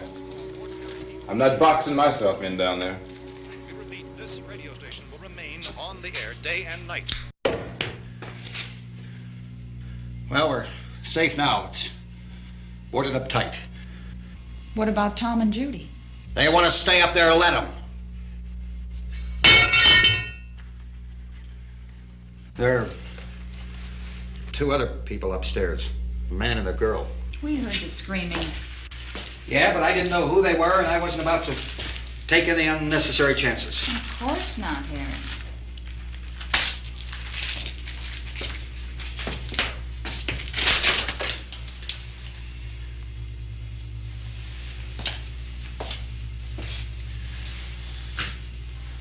Is she all right? I don't know what it is. She feels warm. Maybe it's shock. Where'd you get the bandage? Some laundry in a basket. I tore a sheet.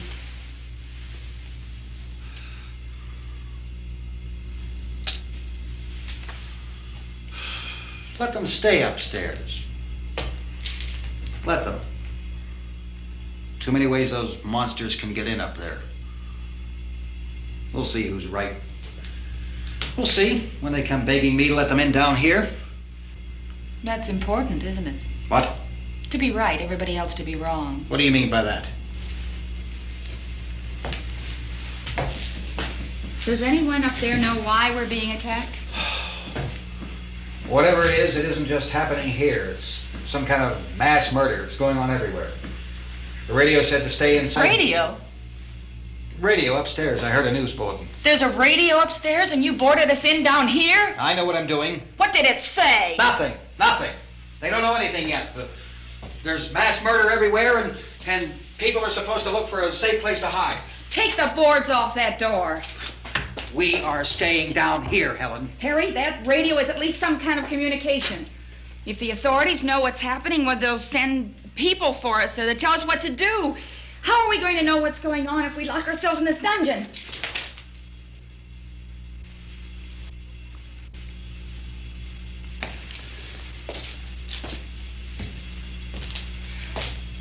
We may not enjoy living together, but dying together isn't going to solve anything. Those people aren't our enemies. Mr. Cooper! Mr. Cooper, Ben found a television set upstairs. go up. Tom? Yeah. If Judy would come downstairs for a few minutes, Harry and I could come upstairs. Okay, yeah, right away. Will you do it? Do I have to? Look, honey, nothing's gonna get done with them down there and us up here. Do this for me. Okay. Okay, open up.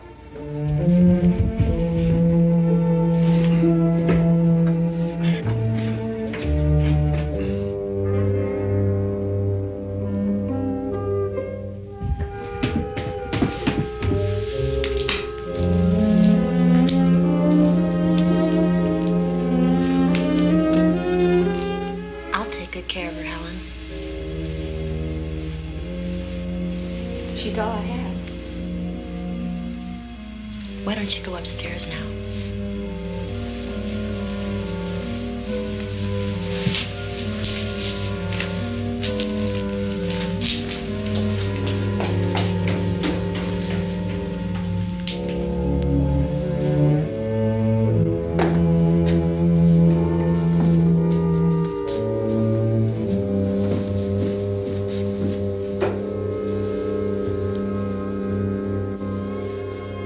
Her brother was killed. Hey, give me a hand with this thing. I gotta go help Ben with the television.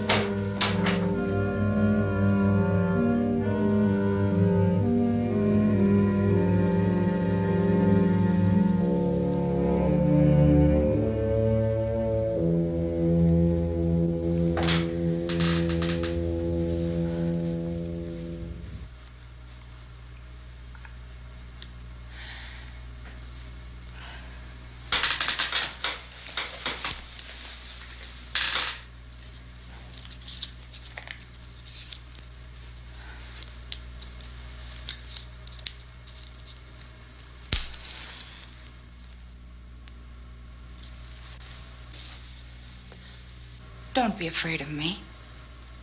I'm Helen Cooper, Harry's wife.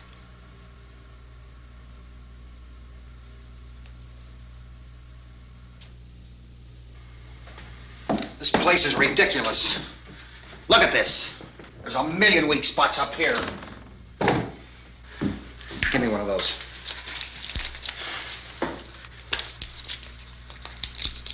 Her brother was killed.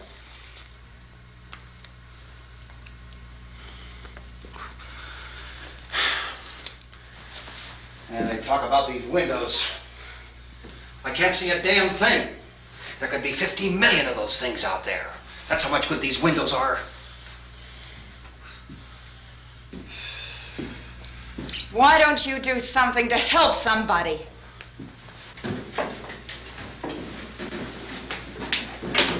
Here I have it. Drag a couple of those chairs together. There's a socket over here.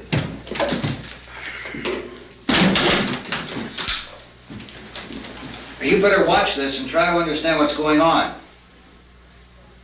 I don't want anyone's life on my hands. Is there anything I can do to help? I don't want to hear any more from you, mister. If you stay up here, you take orders from me. And that includes leaving the girl alone. It's on, it's on. There's no sound. Play with the rabbit ears. Reports, incredible as they seem, are not the results of mass hysteria. Mass hysteria. What do they think? We're imagining all this? Shut up! In all parts of the country. The wave of murder which is sweeping the eastern third of the nation is being committed by creatures who feast upon the flesh of their victims. First eyewitness accounts of this grisly development came from people who were understandably frightened and almost incoherent. Officials and newsmen at first discounted those eyewitness descriptions as being beyond belief. However, the reports persisted. The medical examinations of some of the victims bore out the fact that they had been partially devoured. I think we have some late word just arriving, and I'll interrupt to bring this to you. This is the latest disclosure in a report from National Civil Defense Headquarters in Washington. It has been established that persons who have recently died have been returning to life and committing acts of murder. A widespread investigation of reports from funeral homes, morgues, and hospitals has concluded that the unburied dead are coming back to life and seeking human victims. It's hard for us here to believe what we're reporting to you, but it does seem to be a fact. When this emergency first began, radio and television was advising people to stay inside, behind locked doors for safety. Well, that situation has now changed, and we're able to report a definite course of action for you. Civil defense machinery has been organized to provide rescue stations with food, shelter, medical treatment, and protection by armed National Guardsmen. Stay tuned to the broadcasting stations in your local area for this list of rescue stations. This list will be repeated throughout our news coverage. Look for the name of the rescue station nearest you and make your way to that location as soon as possible. So we have that truck. If we can get some gas, we can get out of here. There's a pump out by the shed. I know, that's why I pulled in here, but it's locked. Called this afternoon by the President. Since convening this conference of the Presidential Cabinet, the FBI, the Joint Chiefs of Staff, the CIA has not produced any public information. Why are space experts being consulted about an earthbound emergency? So far, all the betting on the answer to that question centers on the recent Explorer satellite shot to Venus. That satellite, you'll recall, started back to Earth, but never got here. That's the space vehicle which orbited Venus and then was purposely destroyed by NASA when scientists discovered it was carrying a mysterious high-level radiation with it. Could that radiation be somehow responsible for the wholesale murders we're now suffering? Newsman Don Quinn in Washington has posed those questions. It's obvious our best move is to try to get out of here.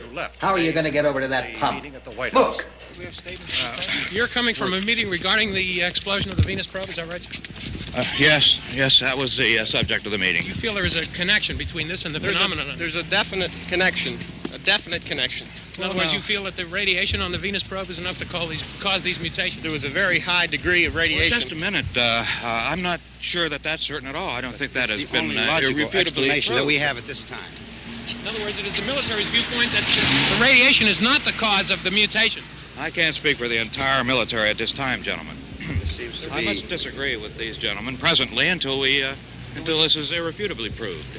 Everything is being done that can be done. We'll have to hurry for our next meeting. And Professor, you feel that there is a definite connection between definite connection as far as Dr. Keller and myself. Doctor, please. I thought we decided that is not proved yet.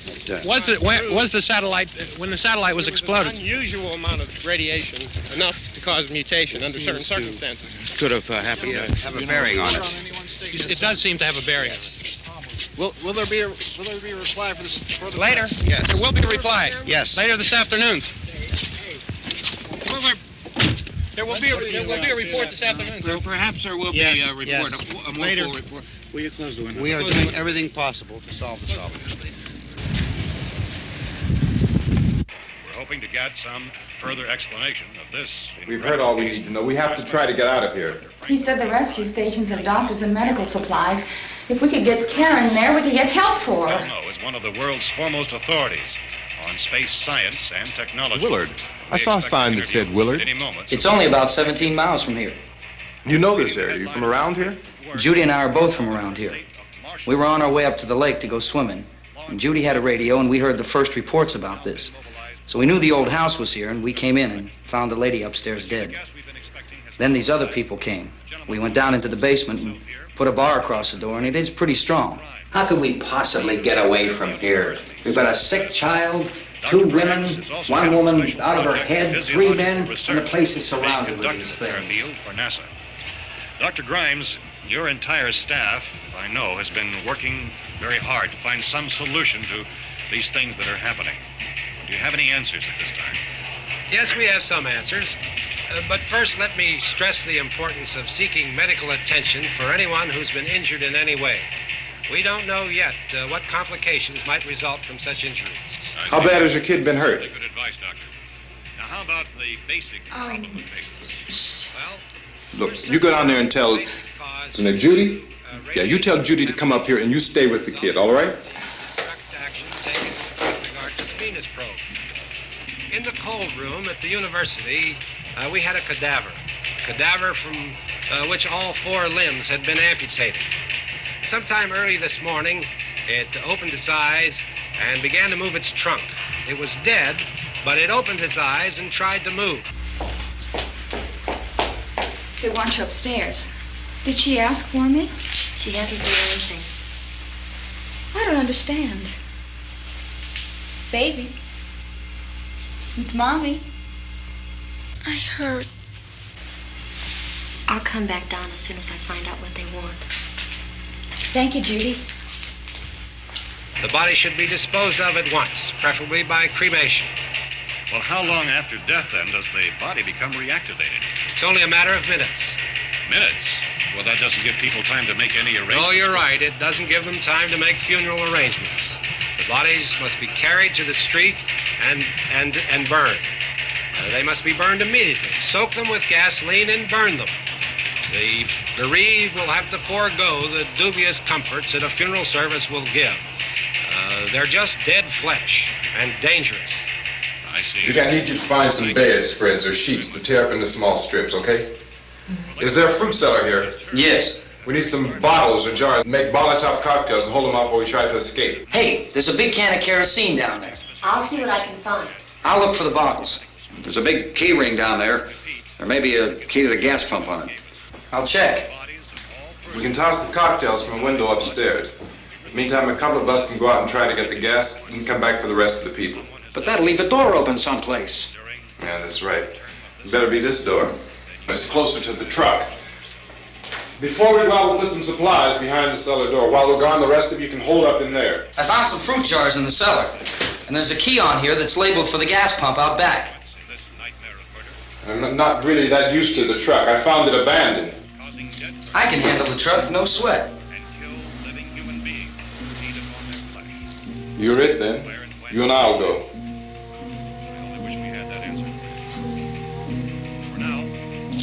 We'll put whatever lumber we find behind the cellar door. You can go upstairs and toss the cocktails from a window. Tom, you and I will have to unboard this door. After you toss the cocktails, you hustle back down here and lock this door. It's no good to board it up because we'll have to get back in quickly. After we get the gas and get back into the house, then we'll worry about getting everybody into the truck. Now let's move it. No place to flee for safety, except to the rescue stations which have been set up. Indications are that before this emergency is over, we will need many, many more such rescue stations.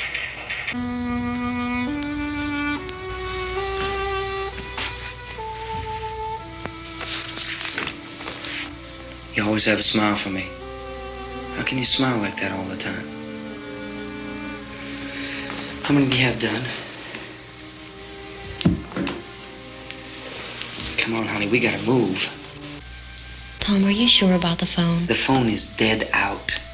All you get is a recorded message. If I could only call the folks.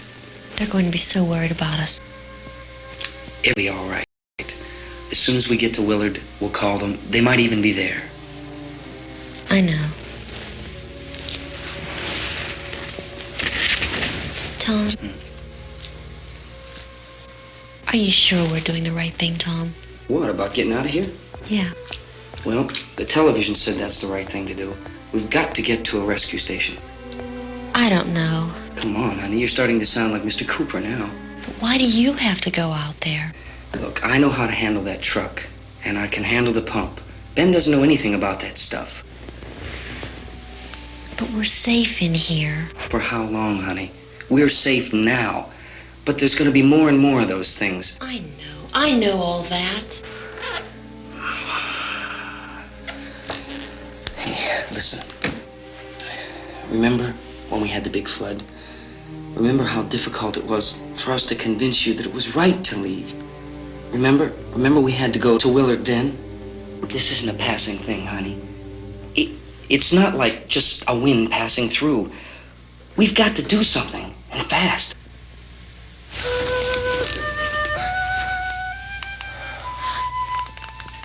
I just don't want you to go out there, that's all. Hey, Smiley. Where's that big smile for me? Boy, you're showing no use at all, are you? We've got work to do, honey. And you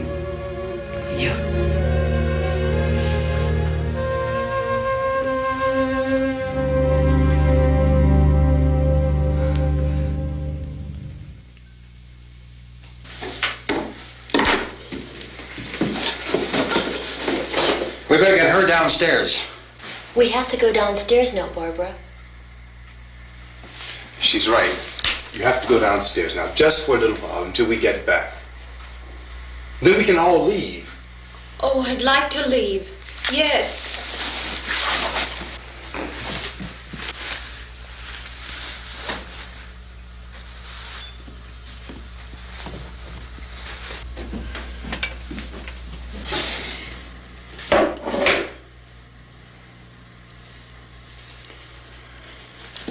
Good luck.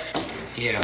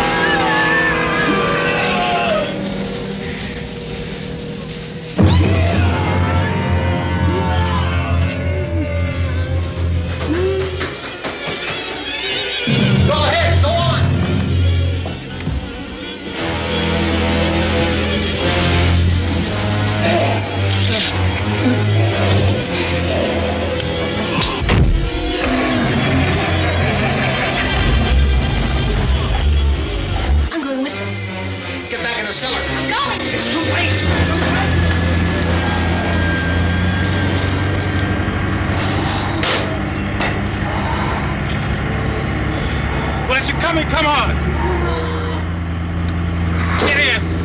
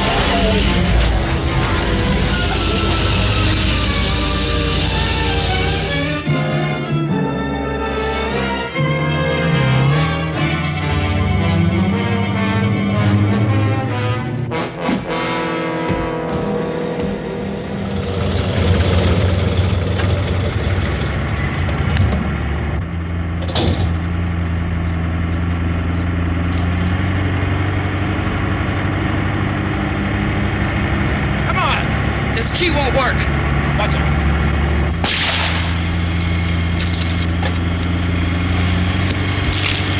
Watch the torch.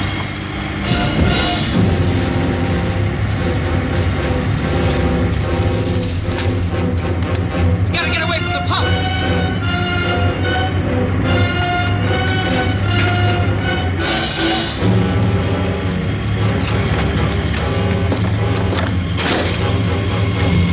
Hang on.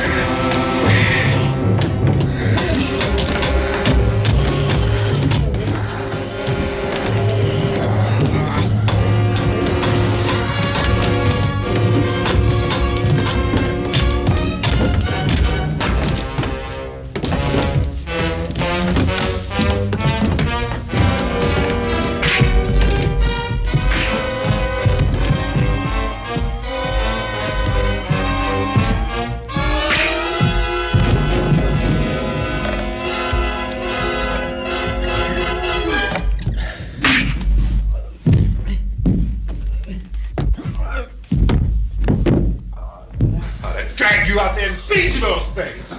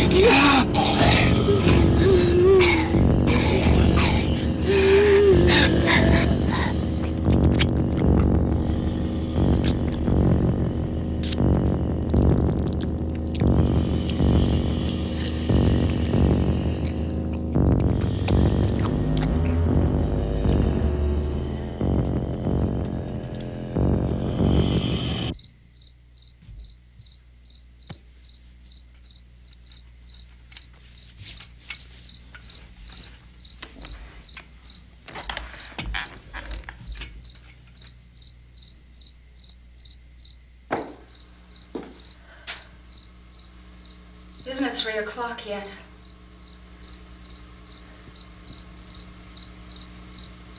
There's supposed to be another broadcast at 3 o'clock. 10 minutes. Oh, only 10 more minutes? We don't have very long to wait. We can leave. Well, we better leave soon. It's 10 minutes to 3.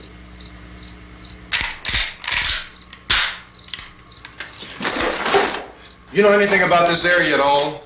I mean, is Willard the nearest town? I don't know. We were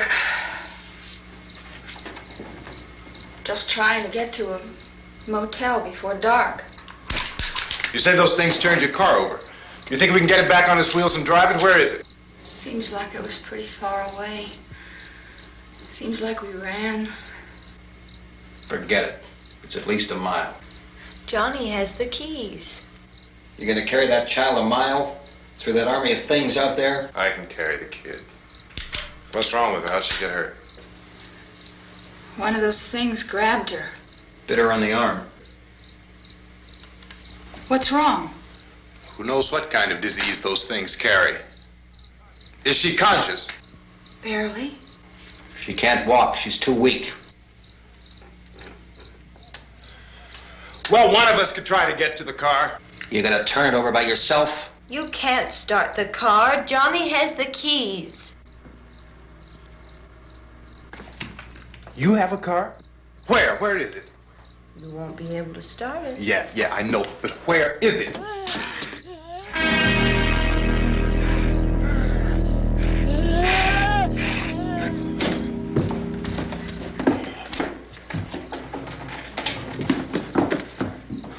Good Lord.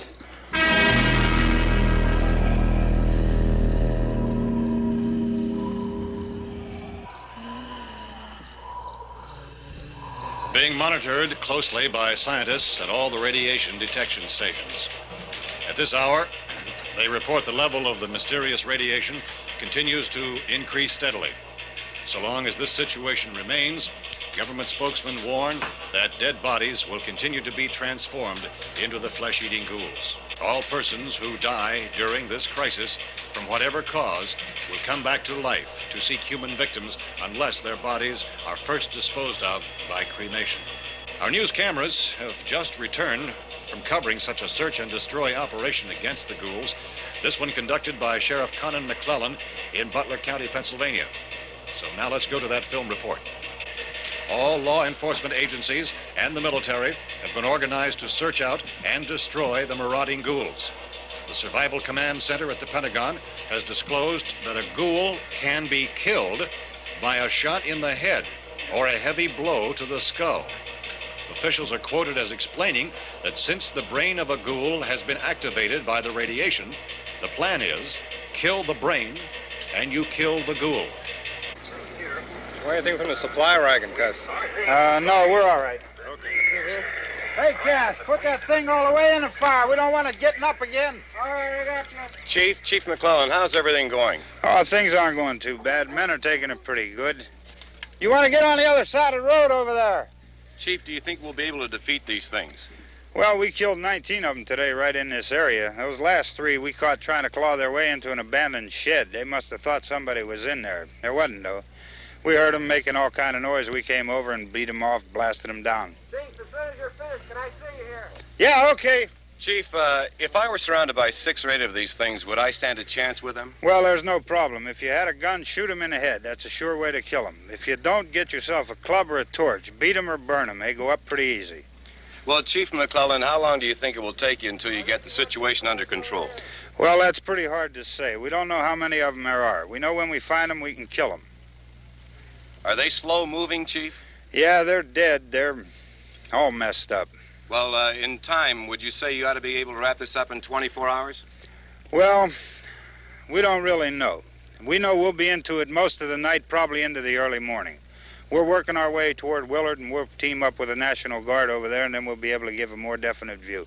Thank you very much, Chief McClellan. This is Bill Cardill, WIC TV 11 News. Thank you, Bill, for that report.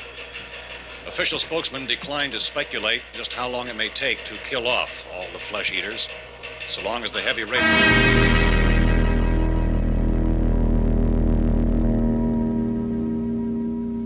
Is the fuse box in the cellar? I don't know. It isn't the fuse. The power lines are down. Helen, I have to get that gun. Haven't you had enough? Look, 2 people are dead already on account of that guy. Take a look out that window.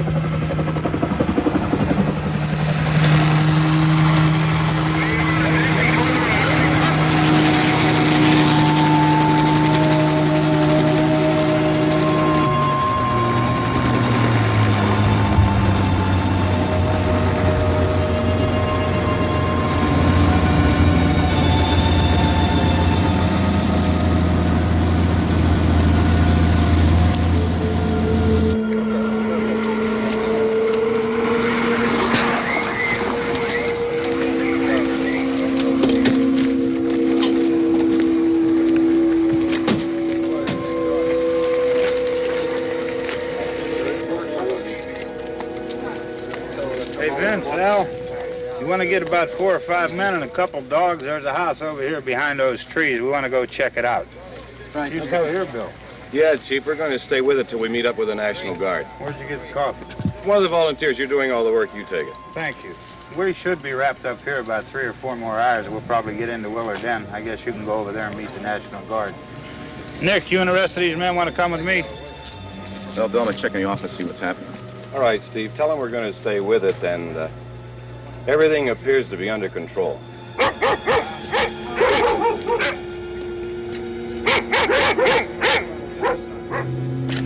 going to the outside.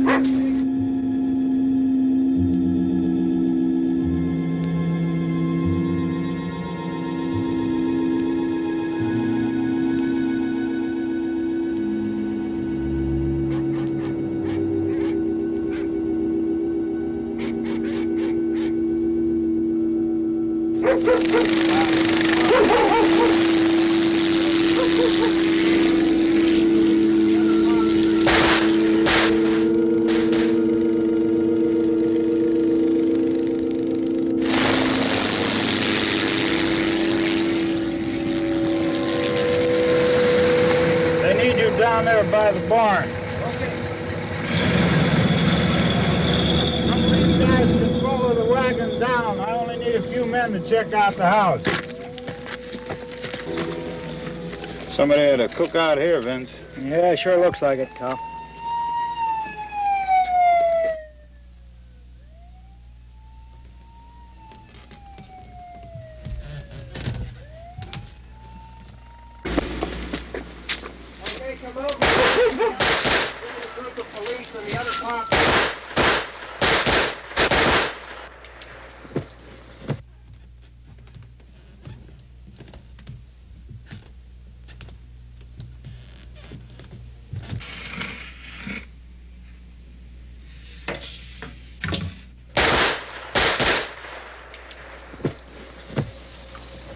He's the dead one. Get up here. Nick, Tony, Steve, you want to get out in that field and build me a bonfire?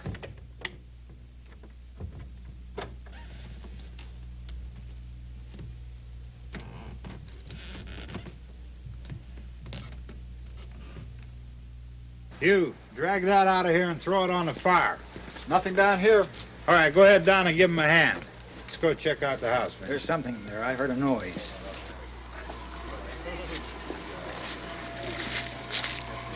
All right, Vince, hit him in the head, right between the eyes. Good shot. Okay, he's dead. Let's go get him. That's another one for the fire.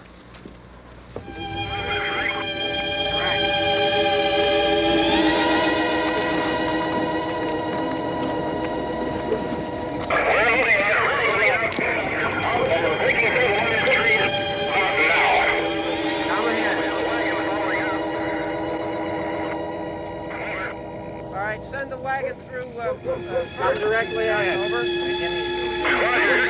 More torches. Keep those dogs back off of those things.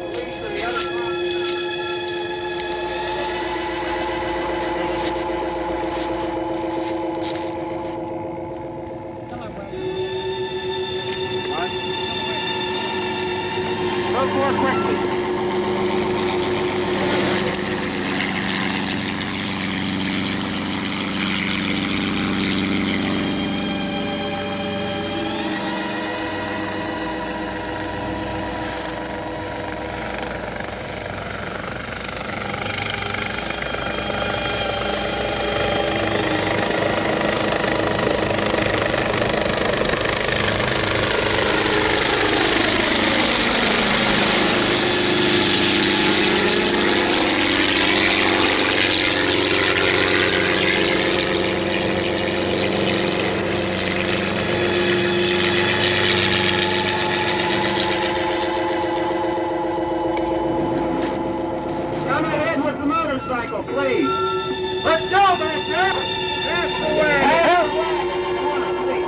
Hey, Randy, light these torches over here. People in the back, way in the back.